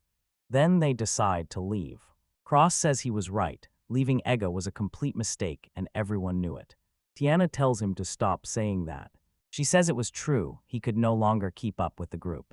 It wasn't Cross's fault, and it wasn't Iga's either. His time for fun was over. Soon everyone says they must leave at once, but only Amos asks to stop for a moment. At that moment, Cross asks Tiana whether she has thought about what was said earlier. She paused briefly to consider whether she could go out with Cross. She soon said they would prioritize the upcoming adventure for now. This period was very important for the boy and for the other things happening. We can't think about that right now. Soon he says he's sorry. They walk away, saying good night. Amma is left disappointed because Roberta is airheaded, and he failed to notice that Ega and Tiana were dating, later asking if it was serious. Tiana should drop the pass and leave with Cross right away. People say a woman would be happy with her second favorite. Deli disagrees and says it shouldn't be that way. Everyone would be happy to be with the people they truly love. Ama gets furious, saying Tiana did not go with Ega, but obviously Ega would not have taken her in the first place. Ega broke up with her because he knew he could not keep up with the group forever, and he probably did it knowing Tiana would want to be with him. That was true. Tiana was a serious case, and she used her retirement money to cover it up. She should have waited for Ega to take her, but Ega never noticed because she was not direct. Ama said it was horrible because no one was being honest, and Deli agreed with Ama. She loved Ega deeply as well. Shortly after, we returned to Iga's land. He was packing his things. Galshias asks where he was going, and Igarashi says he was on vacation. Harvest season means leveling up will be put on hold for now. He should take a belated summer vacation since he's been working nonstop. Galshias asks whether Aga is going to look for Maria, and that was exactly what he was about to do. At the port, Iga said he'd leave everything to the priest and Igarashi, so they should stay calm. The priests ask Ega to return before the autumn harvest festival, so he leaves. The boy was gone from the heroes group, and this was what they got for dismissing Ega in the end. The protagonist says it was impossible for this to be happening. More people left because Ego was fired. That was funny, but if that's the reason they are keeping him, it would be terrible. Not long after, Iga considers what to do next. A few years ago, the team had only 3 people. Tiana, Cross, and Iga met the boy in the land, said to hold the sleeping legendary sword of the adventurers. Mori asks if they are adventurers, says he will be the strongest man in the world when he grows up, and asks to join their group. Ega pauses, says being the world's strongest is too much, and says he does not understand why such an adorable maiden would want to become a man. It's hard to explain, but people back there said Mori clung to the other adventurers and was useless, and she can't be an adventurer if she keeps trembling at the worst moments. Mori says girls are weak. He says even if they get stronger, they still lag behind men. Ega disagrees. For example, a girl named Grieco has been rising lately, so Ega decided to test her potential. It felt like a miracle. She could quickly acquire all 5 magical attributes at the highest level, and he could hardly believe his own eyes. Iga then says she could join after all, and that she might be the strongest of them all. Mori was delighted and asked if she was being invited to join the group. Tiana said she was still just a child. The plan required thinking outside the box, and in the end her hidden potential became essential to the group's future, so Tiana soon asks if she is that capable and Agus answers yes, saying he will take full responsibility to teach her, so there is no need to worry. Either she should wait until she is a little older and choose a career, because she is too young now. Iga understands the situation, but talent should be promoted as early as possible, because now her body and mind are still teachable and training her thoroughly would not be harmed by anything, and even if he may be right, the world of adventurers is extremely uncertain and full of talented people who never succeed in the end. Mori asks them to stop arguing, and Cross steps forward to say it's nothing to worry about. If Ega said it was all right, it was fine. Tiana had always believed in Ega. At the end, Ega thanks Roberta greatly and soon after asks Mori for her name once Mori introduces herself. Ega raises his hand and says he is a disciple ready to practice. They will start learning more the next day, and she soon asks whether they will practice with swords. Then others say Ega's classes are strict and sometimes a little perverted. They end up doing a lot of training. In Mori's hometown now, Ega walked around saying the place was no good, but he had already heard she would return to the hometown. In the end, Ega visited all the places they had explored together, but still found no sign of Mori. He still wonders where she went. The wind grew colder. It was time to head back to his city. Before returning to his territory in the port city, Ega bought some household items and magazines. They were extras for adventurers on the ship, so he read them first. A journal marked a new beginning for Ega. The magazine called him one of the famous 5 miracles and said he had begun doing things no one expected, describing a territory where he would explore the untapped potential of lands filled with remarkable people. Ega seems happy, then adds he's not especially proud of it. He reads only to absorb. There was one thing there. Photo showed Cross and Tiana together, and Ega, irritated, threw the magazine on the floor and said dating has nothing to do with their adventures, and maybe people assumed the two were famous and wanted to enjoy it. Soon they will disembark, and Ega feels like a beetle is crawling in his stomach. He does not know how to stop his anger quickly when someone approaches and asks if he is visiting again. She was the woman with whom Ega spent many millions. A long time had passed since the last visit. He looks very sad. Soon she asks if he wants to stay the night, but he thinks he has already spent all his money on equipment, and yes. I asked for a card. He finally arrived home after a while, and Galcius and Igarashi ended up receiving him. Thanks, Ega, for looking after the place while he was away, and it seems it still has not been found. Shortly after he asks whether anything happened while he was away, the miners had started digging a new hole in the cave they had seen that day. He says the western cave is too dangerous to dig directly, so he is looking for new ways to mine.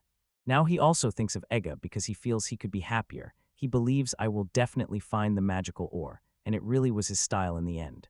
The boy worked hard, so next time he should be given good wine and tobacco. Now Igo will rest, and he should eat or take a bath first. Igarashi ends up helping them. And then feels something odd. Soon the guy gets scared and says he'll take a bath first, while Galcia says Igarashi likes to tease him. But she sees the letter he won. Iga then went to take his bath. It was refreshing, and the fatigue from the long trip was gone. In the end, he throws himself into the water, asking why Mori disappeared. Maybe she was in a comfortable place, but if I had found out earlier, I wouldn't have known how to deal with it. He hits the water hard, calls her a silly girl, says there's something wrong with her, insists a professional adventurer shouldn't act that way, and asks where her dream of becoming #1 in the world went. Thalia should yell at her harshly next time, so she will be hated. This may be the best path to take. Losing his temper again, he tormented himself as a crow flew into the sky. Bring the head, I'm afraid someone might end up there. The world's strongest adventurer. The man then asks what she was doing there, and she did not expect to be found at that moment. It was all because of that. She pulls something from her shorts, casually undresses, and then greets those people the same way. She picks up a magazine beside the column that had an interesting story about Ega. By chance she followed along and stopped in her city. She cares a lot about what she writes. It was sincere, and now she understands. After rejecting her, she was certainly determined to do it. Ega asks why she showed up in his bath, and soon asks if he wants her to take off her armor. Ega insists he really wants to do that kind of thing.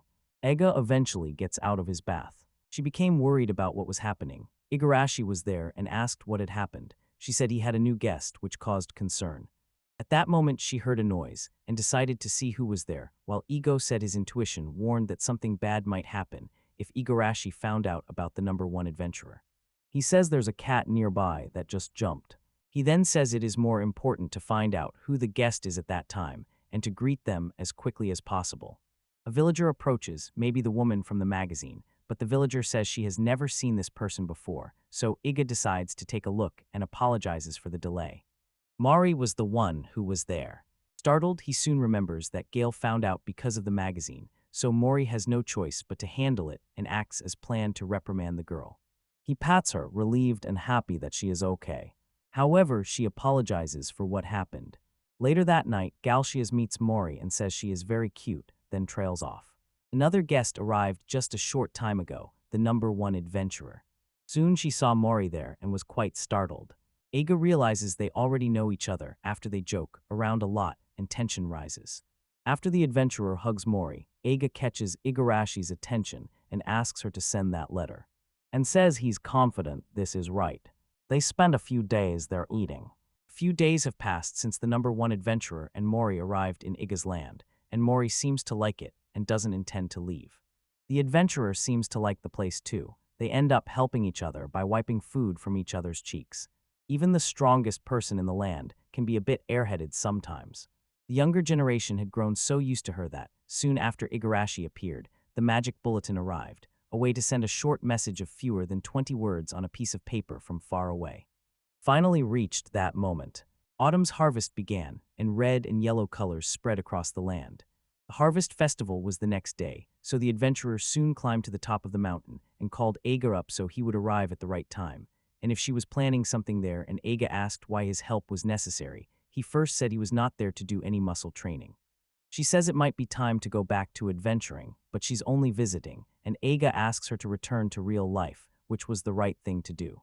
No matter how strong she is, she cannot stay #1 if she slacks off every day, and soon she admits he is right. She asks Avega for a favor, requesting that Mori accompany her. He had already expected it to happen. Because she was #1 in that world, she could help the youngster get high-level missions. At an even Demon King level, and in the future. Becoming his wife crossed her mind, but he never thought it would come to that. After thinking, Eiga says that if she goes with her, there is no reason to object. He says it's quite difficult. It's a matter of social position. She is an exceptional magic swordsman with a strong offensive fencing style and handles enemies well in boss fights. Already skilled as an offensive mage like Mori, she can handle that alone, but she says 2 people could do it very quickly. She's still much stronger than Mori, and even with tougher missions, it will be hard for her to fully develop on her own. She should understand that too, since she was rejected, and Mori needs more love and care, but there seems to be something else she misunderstood. Then she asks to be left alone for a while. Eiga edits and says that the world's #1, who appears to have achieved her dreams, now carries deep sadness in her heart. Eiga says there's nothing better than. The harvest festival arrives, and everyone prepares for the harvest.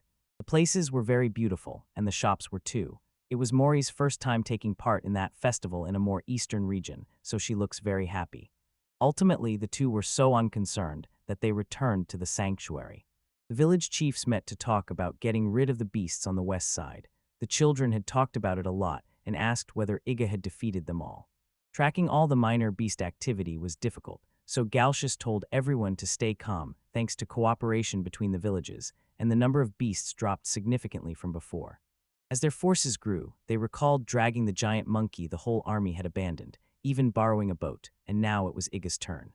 The world-famous magazine told them the place was perfect now. That will let them negotiate with the guild to take on bigger missions, and if they succeed, their name will shock the whole world. That pleased everyone, and soon Eiga had sparked strong motivation across the group. Those meetings were exhausting.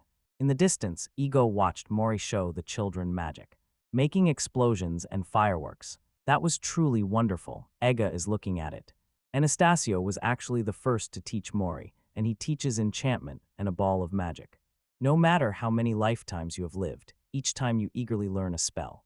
Pleased to see Mori learning and improving as well. He once strained his eyes studying late into the night, but elemental magic was never used to teach. When Mori was 13, actually 14, he stopped saying he would become a man. There were no more magical skills he could teach, but she still wanted to practice right away. Go could not go against that sincerity. He should teach people how to control magic like a professional. Soon after, Eiga noticed Mori.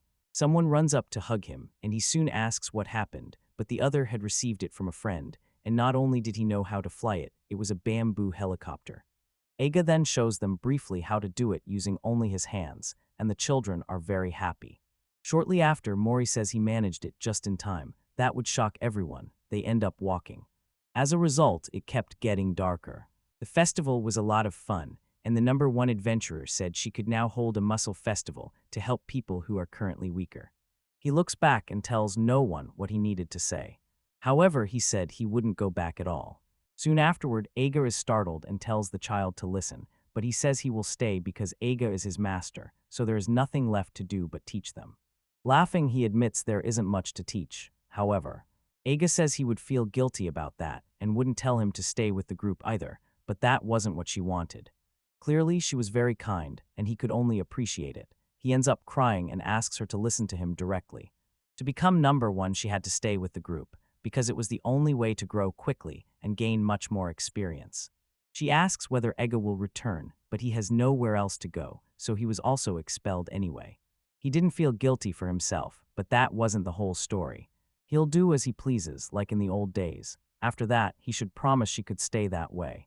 Instead, she said it wasn't that, and Ega was startled because she had never helped like that before, and asks what took place. After struggling to speak for a long time, studying the girl closely, he cannot say anything more as she asks him to forget all that.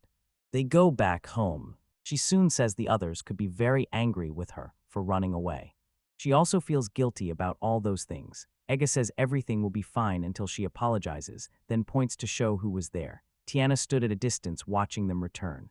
At first, they hold back, but Ega asks her to step forward. Tiana steps forward and hugs the girl, apologizing for keeping all of that a secret. As a result, she apologizes. Ega keeps watching. Shortly after, he asks Igarashi to prepare a bath. It's very late, so they'll stay here all night. At that moment, Ega was standing in his hall. Igarashi took the opportunity to come and warn them that they were all taking a bath. He thanked them and then listened to the sounds of laughter and other noises. Eventually, they share a drink. Ega, the head, asked whether she had always been like that. The moment she returns, the number one heroine was also covered in sweat. It was difficult. The festival was also complicated. Now she was hungry. She asks if there is anything to eat. Soon, Ega says they need to tidy up a few things, and shortly after, Igarashi asks if everything is okay. She says the bathroom was occupied. So it happened number one still showed up and said there was a big problem because now the bathroom was very busy. They still found a way to solve every problem. The next morning, Ega wakes and says good morning. Tiana was in the room, looking out the window. She finally notices and says, good morning, Fel. Is sitting on the sofa. Both fall completely silent. Ega says he will make black tea, but there is not much sugar left and she asks to wait. She's very sorry for everything that happened, and Ega says she should not worry. Soon after, she says she has already read the story published in the Kings of Adventurers magazine. He was deeply passionate about adventure. Ego apologizes and says he is not like the retiree she knows, but that might be normal. He also says he read the article about him, but that was not his point, and he was curious how others would view the achievements, and soon after Ega says they are having difficulty. He read the news about them. Those reporters have nothing to do with adventures, but they still act that way. She says she only reads things that help her at work. He understands. Shortly after, the others arrive and start sleeping more and more. They gather like that. Ega watches everyone from a distance, and then they decide to leave. Even from a distance, the port looked completely crowded with people. Galshia's approach is to ask if Ega is sad, and so on. People begin to leave. Ega notices something. He runs to get Tiana's attention, and she looks back, smiling. Soon after, Ega tells her to tell Cross that he will find his own way to the Holy Land, and that he should wait for him. Tiana feels sad because the person he cares about most is always Cross. At last, the leading heroine flew far away, and the house was quiet again. That could not be said. If the mansion got busy, he'd have to hire a maid. The idea of recruiting people made his ego tremble, and he realized his ego was remembering something. The ship was almost ready for them, and next week there would be 3 boats that can accommodate up to people. That meant a lot because the overseas adventures were happening. The remaining problem is obtaining adventurer certification, and the travel costs for an expedition would be high. Just then the miner arrives. The sight scares the people, and he, covered in dirt, asks what is happening. Soon he reports they finally succeeded. Finding the magic ore allowed the territory to export ores of that kind. Ega uses illumination magic on everyone, and the spirit ring was taboo in the depths of Mining Fire, but the spell was meant to help them all. They advance. From a distance, they look like small hills. Something was happening. Igarashi approached with a troubled expression. Ega asks if she needs to use the bathroom, but that is not the point. Things were a bit complicated. The women are going to bathe now, and that was inevitable anyway. This problem is also an adventure. It was an important matter, but but men could easily make bushes while women cannot, so sometimes there is an excellent one called female adventurer urinary continence. Another quiet, proud girl often hides her delicate problems and keeps them to herself. After those incidents, the whole group finds it hard to say.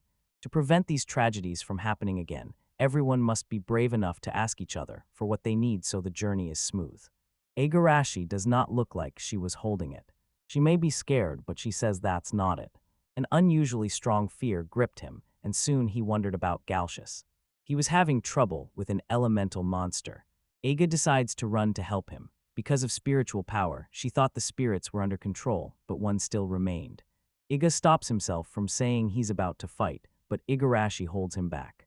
He asks what was happening, and she says she does not believe in ghosts and that it was just an invention, so it ends there. Ghost monsters grow stronger from human fear. The miner is still fine, not because he has strong spiritual power. It's because miners are so focused on their work that they ignore everything else. This one moved closer to drain Igarashi's energy. Aga tells her not to be afraid, that he will extinguish the light now, and she asks him to do it. Soon Galcius asks how he could attack a formless monster, but using fire to burn it in that cave would be a terrible thing to do. Aga will hold. As a result, he activates a spiritual power. And success was achieved. Now the spell resembled a church priest, a calm elemental spell, and he is proficient in all intermediate-level spells, while exploring low-level caves was unmatched, but that did not mean he was useless at higher levels. Now they could go further. They needed to stop dwelling on what he said at the start. When he first explored that mind, he had also been afraid of spirits. Thinking of them as a monster, Ega no longer finds them scary. Ega convinced himself he was an adventurer, but soon afterward, after walking for a long time, they realized they had found the natural, the magical, or the mine. A huge stone caught everyone's attention. Soon they start preparing. Count directly on the miner, who ends up using his marmot skills to pick up the larger stones. Moments later, Ega asks. He doesn't remember exactly when he got those skills. Recently, 75 members of the selection team were actively leveling, and the experience was passed on to the miner marked with the receiver skill. If they set off on an overseas adventure soon, they will gain many experience points. Ega wonders how much Destined would raise the miner's level at home. Galcius was still very happy with the ore. That magical ore appears to be giving off an aura, so negotiating over it could bring in a lot of money. Before any of that, Galcius asks why no one plans to sell magical ores now. Galadius knows that if ores keep being sold raw, the land will soon perish, because the village once perished due to a lack of ores, so the current resources are not limited. Magical ores would be used effectively. I'll process the smaller products, then sell them, and they will earn more than that in trade. Buyers will try to get what they cannot produce themselves at a low price. That simply turns into selling ores. Locals would be forced to accept lower prices, putting the territory's heritage up for sale. Doing business in such a territory becomes very difficult. Igarashi soon appears and says Aga received a letter. Soon they asked who it was from. It was from the Adventurers Guild. He wonders what might be happening. They opened a letter that said Igarashi finally wants to know what happened. Aga then explained that they are now officially recognized by the guild. They received the Adventurer Certificate. Starting today, in that territory, he would be an adventurer. At that moment, they showed everyone all the information and completed the certification. The party included a swordsman, an archer, a mage, a support, another archer, and a boxer. 6 people left the selection team and entered the palace for the territory's adventurer organization's first important meeting, and the group's name still makes Aga a little embarrassed. Shortly after, they ask what the classifications mean. They start in the recruit classification and can later move to intermediate, then to high rank, and finally to senior rank. Reach the highest classification, and you will be invited to the Adventurers Organization headquarters and assigned a high-ranking mission.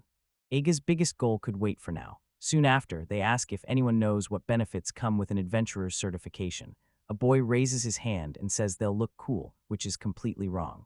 Soon the girl says that if they complete and build the guild's missions, they will be able to travel to those areas, which would be very good. These areas are crucial to them and include forests, dungeons, towers, ruins, and places with special beasts, which usually exist outside modern civilization and are therefore isolated. This means the personnel will mobilize a force of 150 people to those areas, with each person entering and leading a squad of 25. That excites everyone. They were surprised to hear that and wondered why. This group was different and fuller. If they cooperate, it will be much harder. I hope everyone can do it. They will certainly grow because they are Iga's disciples. A week later, they received the huge wooden boats. As a result, Ega looked very excited. The Lord says he wishes the man a safe, successful trip. Ega thanks him and says he will use the 3 ships carefully and there is no need to worry. The ships are very strong, the man is always cautious, and he was friendly. The Lord then says Ega will not have to worry about steering the ship or handling sea problems, and they can leave those tasks to subordinates. Soon after, I hope we introduce ourselves and say we are very grateful for Iga's help.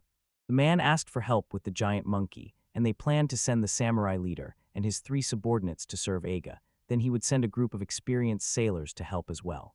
A man asks whether to mobilize both the commanders and the sailors, but the Lord says they want to defeat that beast, and the territory's residents are quite excited. The samurai and the others felt embarrassed and left everything to Ega. I hope he matures and his skills meet high expectations. The Lord thought the same thing as I, the Mandarin in the capital. They had several backup plans and still had to believe in them. It was time to get to work. The residents made flags, thanked everyone, and asked them to return safely.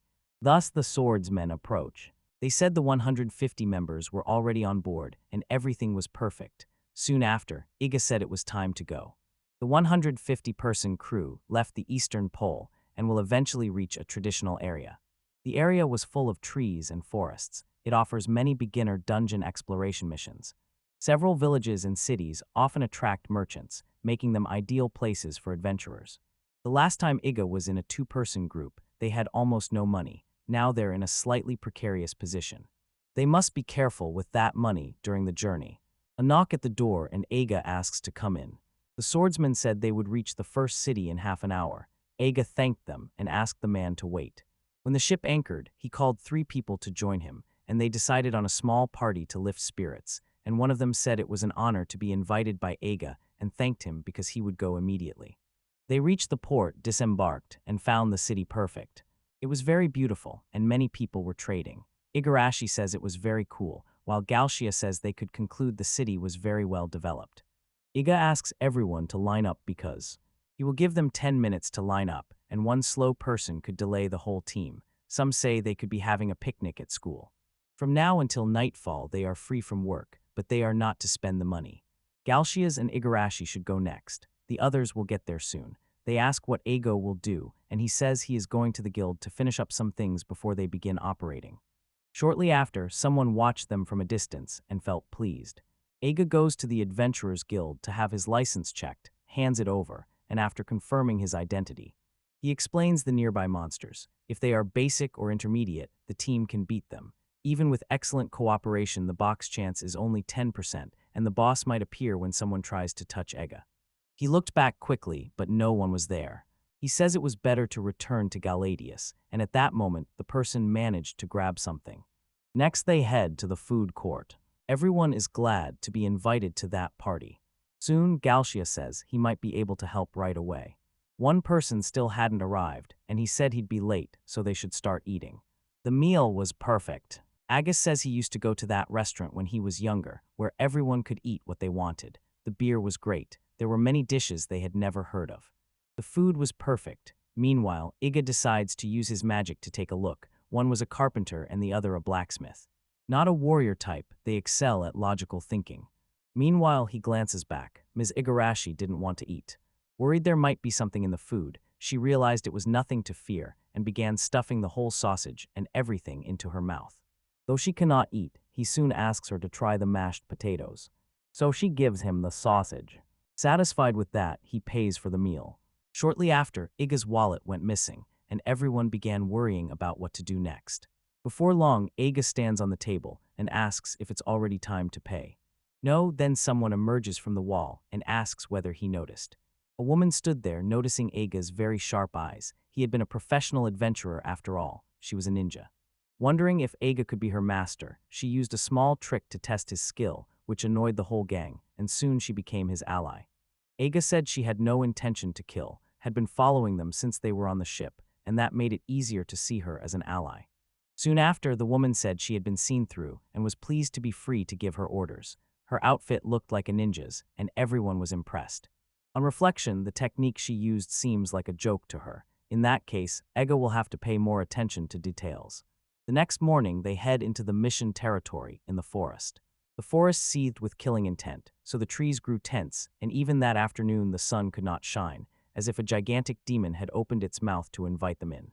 That was frightening. On his first visit to the list, he was terrified, and Aga thought he was shaking. By that time, he was surrounded by people, having over 150 members. The adventure group looked worn from their long struggle, and now it was time to fight. To raise the level of the 150 members who had been led by the hand, they traveled to a forest that served as an unfamiliar city dungeon, home to many monsters they had faced before. Divide into groups of 25 people. Each group should form a line and fight as that unit.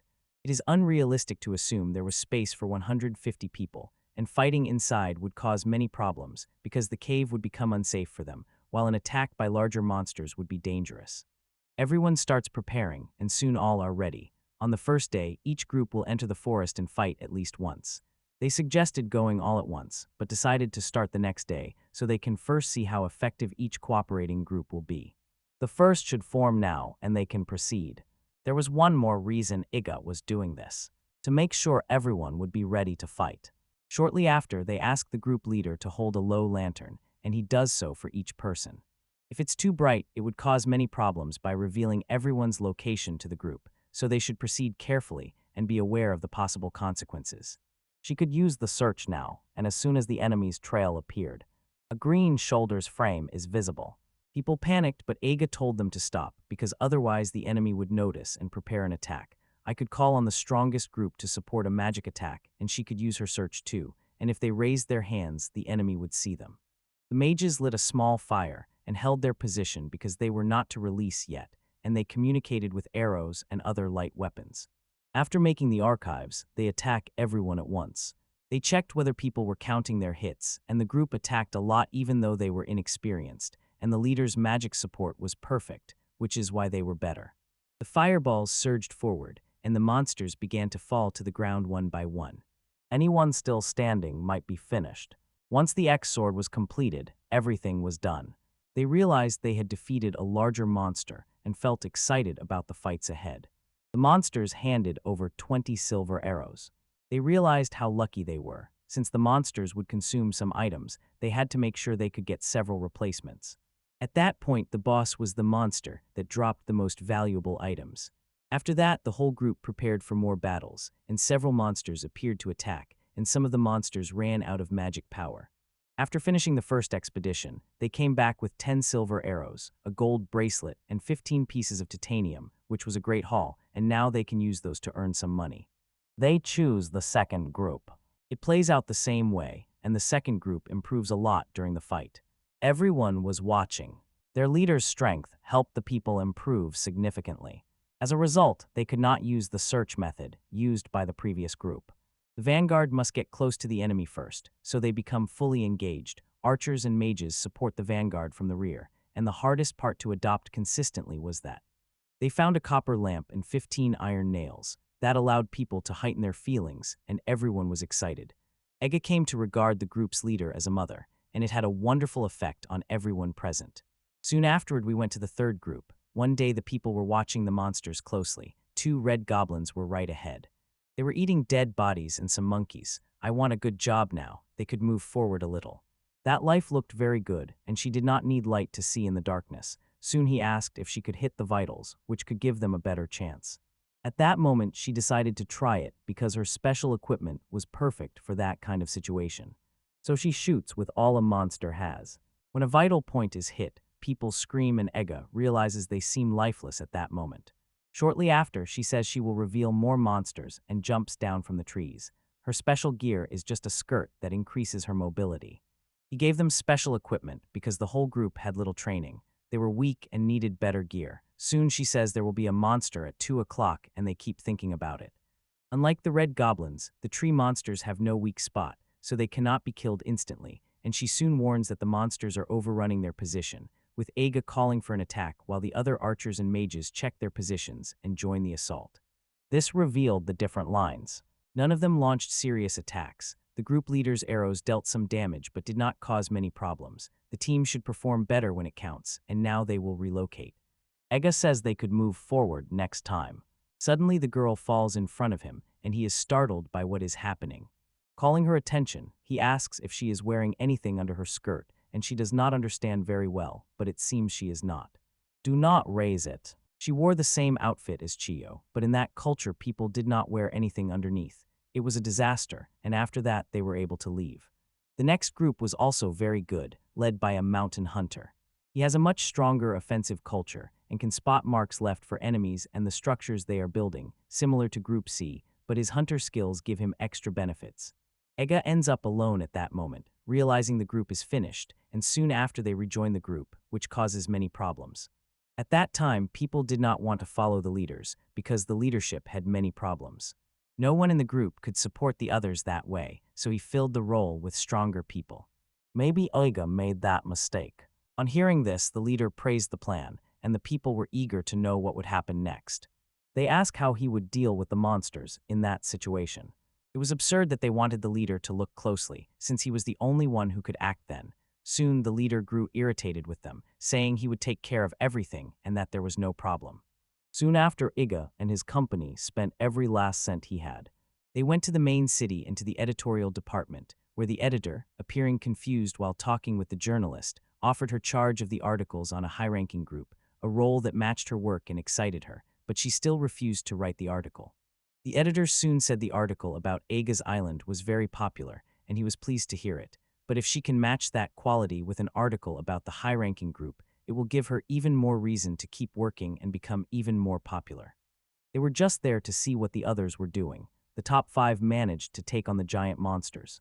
As the monsters became more like dragons, the fantasy felt less surprising, and their abilities grew increasingly impressive. Everyone worked hard because the girl had returned and her power kept growing.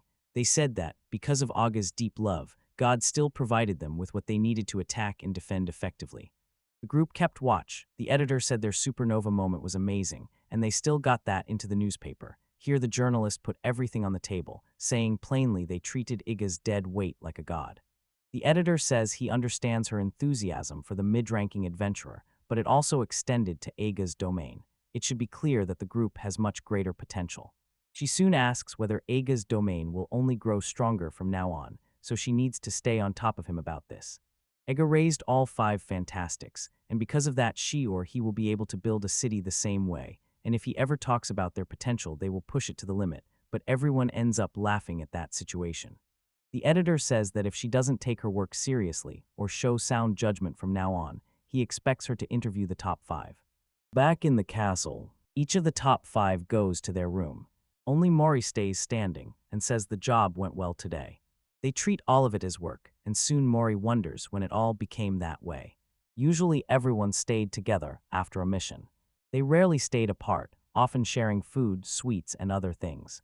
Mori thinks this will never change, and soon she senses movement under the blanket, making her wonder if someone was there. When she tosses the blanket up there, heroine number 1 was the person sleeping in Mori's bed. Using all her strength, she drags Mori into bed to sleep with her. Soon Mori realizes she has no idea how she got in because the window was broken and there was no sign she had entered. She asks her to wake up as quickly as possible. But she pours everything into the kiss. They keep kissing over and over. She wakes up and apologizes. After all that, Mori says it's fine and she climbs back on top of him. Soon Mori says she is perfectly normal. A 5-year-old girl arrived, and soon after they all fell asleep in the same room, but there was a problem. Heroine number 1, note the difference. Mori had her eyes stamped and asks whether something happened, saying the magic stalls if the group gets hurt or if she is hungry. It was nothing, she was just feeling down, wondering if she was enjoying herself now, but it seemed that all good things end sooner or later. Mori eventually falls asleep. Heroine number 1 notices she's very tired and decides to play a little. Immediately after, she removes the girl's clothes. She finally realizes she was a girl. Frightened by it, she screams. The next day, Tiana enters the room and says Mori is already 15 and still thinks she's too old to wear those underwear. Soon she had slapped heroine number 1 on everything. She started wearing it because she wanted to be a boy and never managed to change the lower part. Tiana soon says they can buy something later, like proper underwear that might change the lower part eventually. As the door closes, Mori flies into a rage, calling heroine number 1 a terrible person who should never treat me that way and cannot believe this happened. She decides to head down to the hall to see Tiana, who is reading there. Halfway through, she notices something, then prepares and stays quiet before drawing Tiana's attention. Cross arrived and decided to take some of Tiana's time, so he took 2 invitations and told her she could use one for him if she was interested. They were invitations to go to the movies. Mori noticed right away. It had been mentioned before, and Roberta soon warned that Tiana had said to wait and see, so with Mori back and some missions finished, they could take time to relax. They had nothing to do that day, and Tiana agreed but was not very interested, so she soon decided to take the chance to give a quick, direct answer. Soon Tiana says she cannot date Cross. This leaves the boy standing. Growing upset about what might happen, he soon asks if she likes someone. Tiana says that is not what she meant. She does not intend to date anyone. Roberta agrees, saying Tiana only spoke that way because they were worried about the missions, though that was not exactly what she wanted to say. Cross says he understands her and sees a strong sense of responsibility. Roberta says that sooner or later it will fall on her, and she will lose if she tries to interrupt, so she tells her to just listen, says she promised she would isolate that thought all the time and asks if she knows why, and Cross says people simply could not live a life without love. She didn't think that. Tiana said maybe, but she felt very uncomfortable in the situation, and even Mori noticed it wasn't the right time to show that kind of courage and that she needed a lifesaver. As soon as the first heroine appears, Mori takes the chance, getting the attention of heroine number 1. He said it would be better if she did not disturb Tiana while they were shopping, and she insisted she would never do that.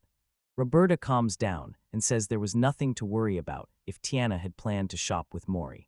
Recognizing the situation, she apologizes and explains that the 3 had just missed each other. Shortly after they went shopping, Tiana suggested they look at clothes for Mori, but what she ended up wearing was a bit embarrassing. Midway through, the journalist appears, sees Cross is alone, and stands still. That looked like a sign he was much more prepared right then. Approaching him, she says it was a pleasure to meet him, introduces herself as a journalist, and asks if she could interview him. He asks why she should feel embarrassed, says his schedule is free and she could look, but he accidentally drops something. It was a cinema invitation. She asks why, and he says he simply could not have that invitation for her. They were going out today on a nearby mission, and he set a return time. He wanted to watch a short film and thought she might bring a boyfriend, but she said she did not have one, and Roberta froze, then offered to bring a friend. Having no friends, she ends up thanking someone, then she first conducts an interview. She threw herself into the middle of it. In the end, he talked about the fights they had and everything that happened, but his answers were vague and hard to deal with. Strict and prepared, he has answers ready for situations like this, and she believes she can expose his true feelings. She asks whether he sees any group as a rival, but he doesn't understand, and soon starts talking about heroine number 1 and her group. It was a very complicated situation. Shortly after, the journalist says there may be something in the middle of this. He was only referring to groups in the top rank. She felt she had to throw an iron bar into the middle of this. Soon after, she asked what he thought about Eiga's domain, and he ended up with a complicated look. He said he would not answer those sensational questions, and that he and Eiga do not form a group because they have different opinions. That was just a difference in fighting abilities, and they could follow separate paths, which would be better for both. Both he and Eiga understood this, and he now respected Eiga as a very close friend. And after that, he hit the table, and the journalist finally showed support because she had heard what she wanted to hear. She confirms it's true because she heard it from Eiga himself, and soon after, when asked if she had met him, she says yes and adds that she did an interview about his nearby activities.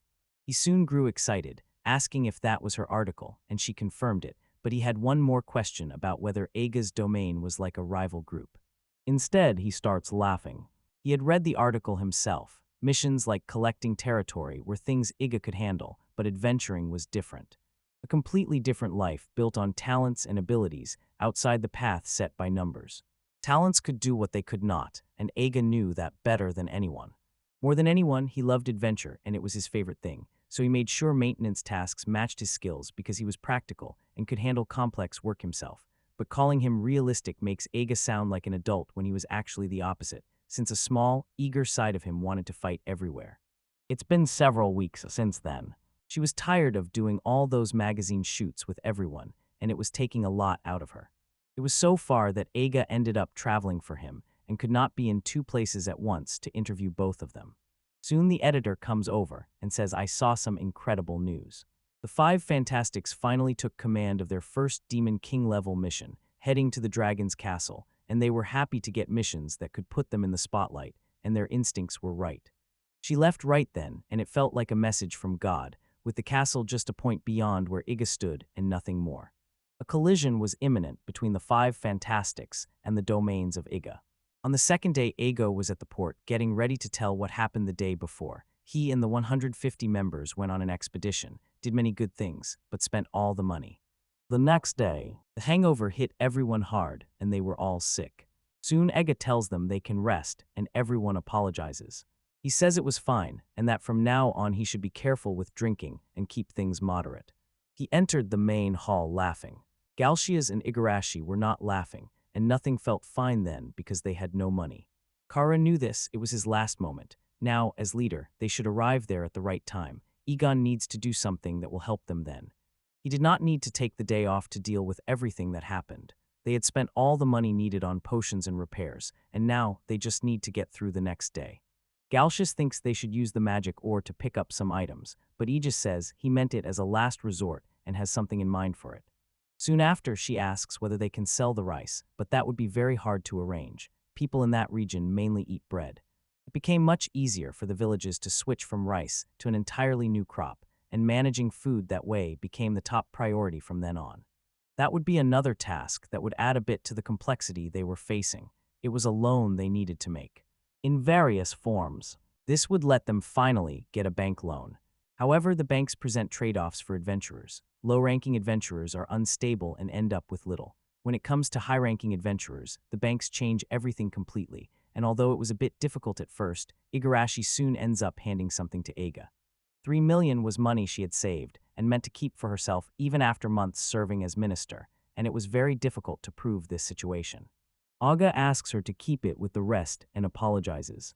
Lending money to some people can cause many problems. He had seen groups fall apart over this many times, so it would be a problem if Iga did not give it enough time. Galshia now says there is not much cash to lend up front, and I apologize. They soon asked whether he worked as a money changer, and that was indeed what he did. The ventures began to build a huge amount of capital, so he ended up with far more money than most investors, and soon his head started to shine. One thing he can do is borrow from Igarashi, so he can step out for a little while. Right after that, the meat wonders what it was all about. He spends the whole day thinking about money and whether he should take a one-day job. A day's work would give him 8,000, and 150 adventurers together spent 300,000. It was hard to take all of this into account. Soon after, outside, someone was lifting the girl's skirt as the wind blew it. People get very angry about that. Boys who were not old enough to drink were playing back and forth, and the older women were scolding them. Eiga feels helpless because he doesn't even have enough money to buy the necessary clothes for the folks. It was time to act. He had to be ready to ask the bank for a loan using everything he had, and he had to figure out how to prepare. First, he should make a good first impression on everyone by grooming well and dressing neatly. To keep his credibility, he could not let the neighbors know about his financial strategies because he was spending a lot. Soon he keeps wondering how she will cover the bill, since every village asks that much. Someone approached and Eiga asked if it was Igarashi, but it wasn't her. Who was actually there? He was the ninja who asked forgiveness for the intrusion. Igarashi ends up barging into his bath and wonders what was happening. At that moment, Igarashi gets angry and asks Iga something, but Iga tries to explain what was happening, saying he does not need an explanation. She asks what he is doing while he touches a log. Soon, Iga asks if she is seeing anyone besides him. The woman replies no. A woman's scent hung around him. He asks if something happened there and then says no. Someone asked if Galshus had come back and was told yes, that he wanted Iga to show up outside the bank of the boat, then asked to be told he would be there in a little while, and Iga kept thinking about what was happening. Stepping outside to see what was happening, he needs to be more careful in the morning. He was scared of the boxes that were there then. Galshia says maybe those boxes should be used for the next day's adventures because they held many weapons. Soon Iga asks whether Galshia stole it all because he claimed he had no money. Soon Galshia explains he was talking with a merchant and doesn't need money to do this. Iga soon asks how he could do it all. With no money, it was simple. He just took a sport credit and still has to pay it, but not now. Galshus asks someone to follow him for a while and walks through the city, becoming aware along the way. They stood in a completely empty warehouse. Soon asks if he bought all of it. Galshia says it wasn't much. He bought 3 warehouses, and all of them were full of stuff.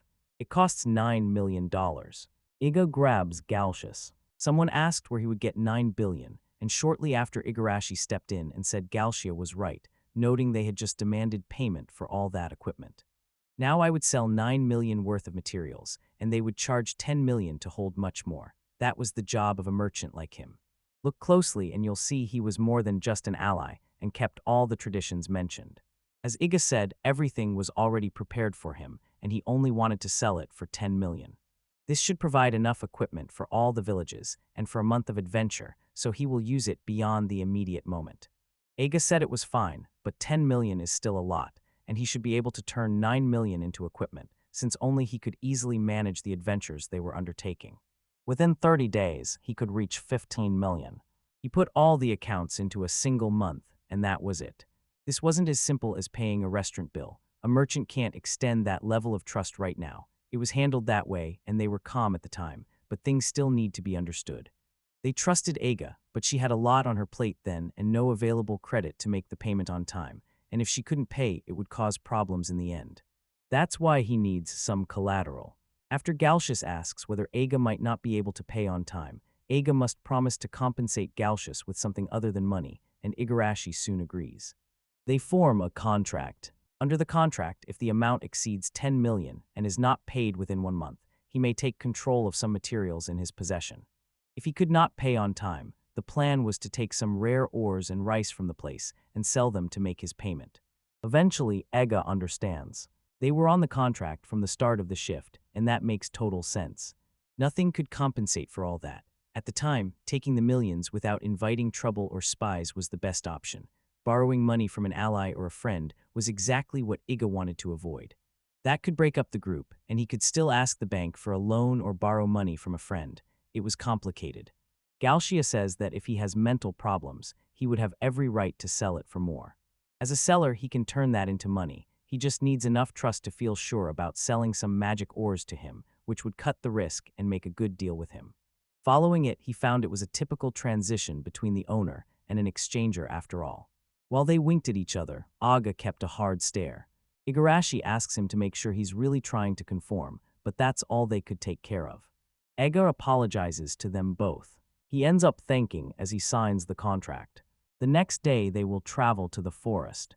Everything stayed as calm as they expected. Many more people were leaving the village, and the group's arrival helped him a lot at that moment. Someone finally appears, and the ninja returns saying no care was necessary. They should say that Aga has excellent friends and that they respected him again. Higa thanks them, heads into the forest to see what's going on, and says everyone can start today. At that moment, he accepted everyone. Today, the whole group was completely lost. They would enter the forest in a rotating formation. They could see the monsters up ahead, so consider any president. He worried about everything because they were without their owners. The biggest troublemaker arrived, saying the monsters couldn't be handled that way and asking if the wolf group could go first, and Aga said that was fine and they could proceed. The monsters were no match for them.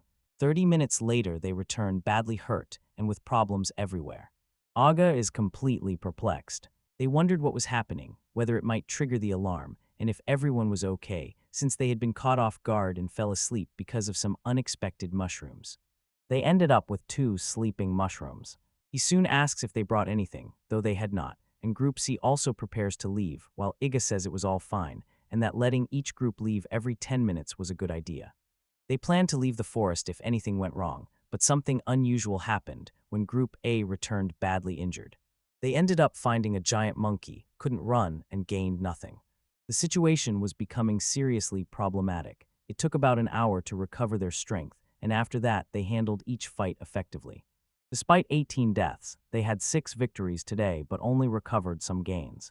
At the blacksmith, she says she could give him 70,000 because of that, and that it was much less than the other day.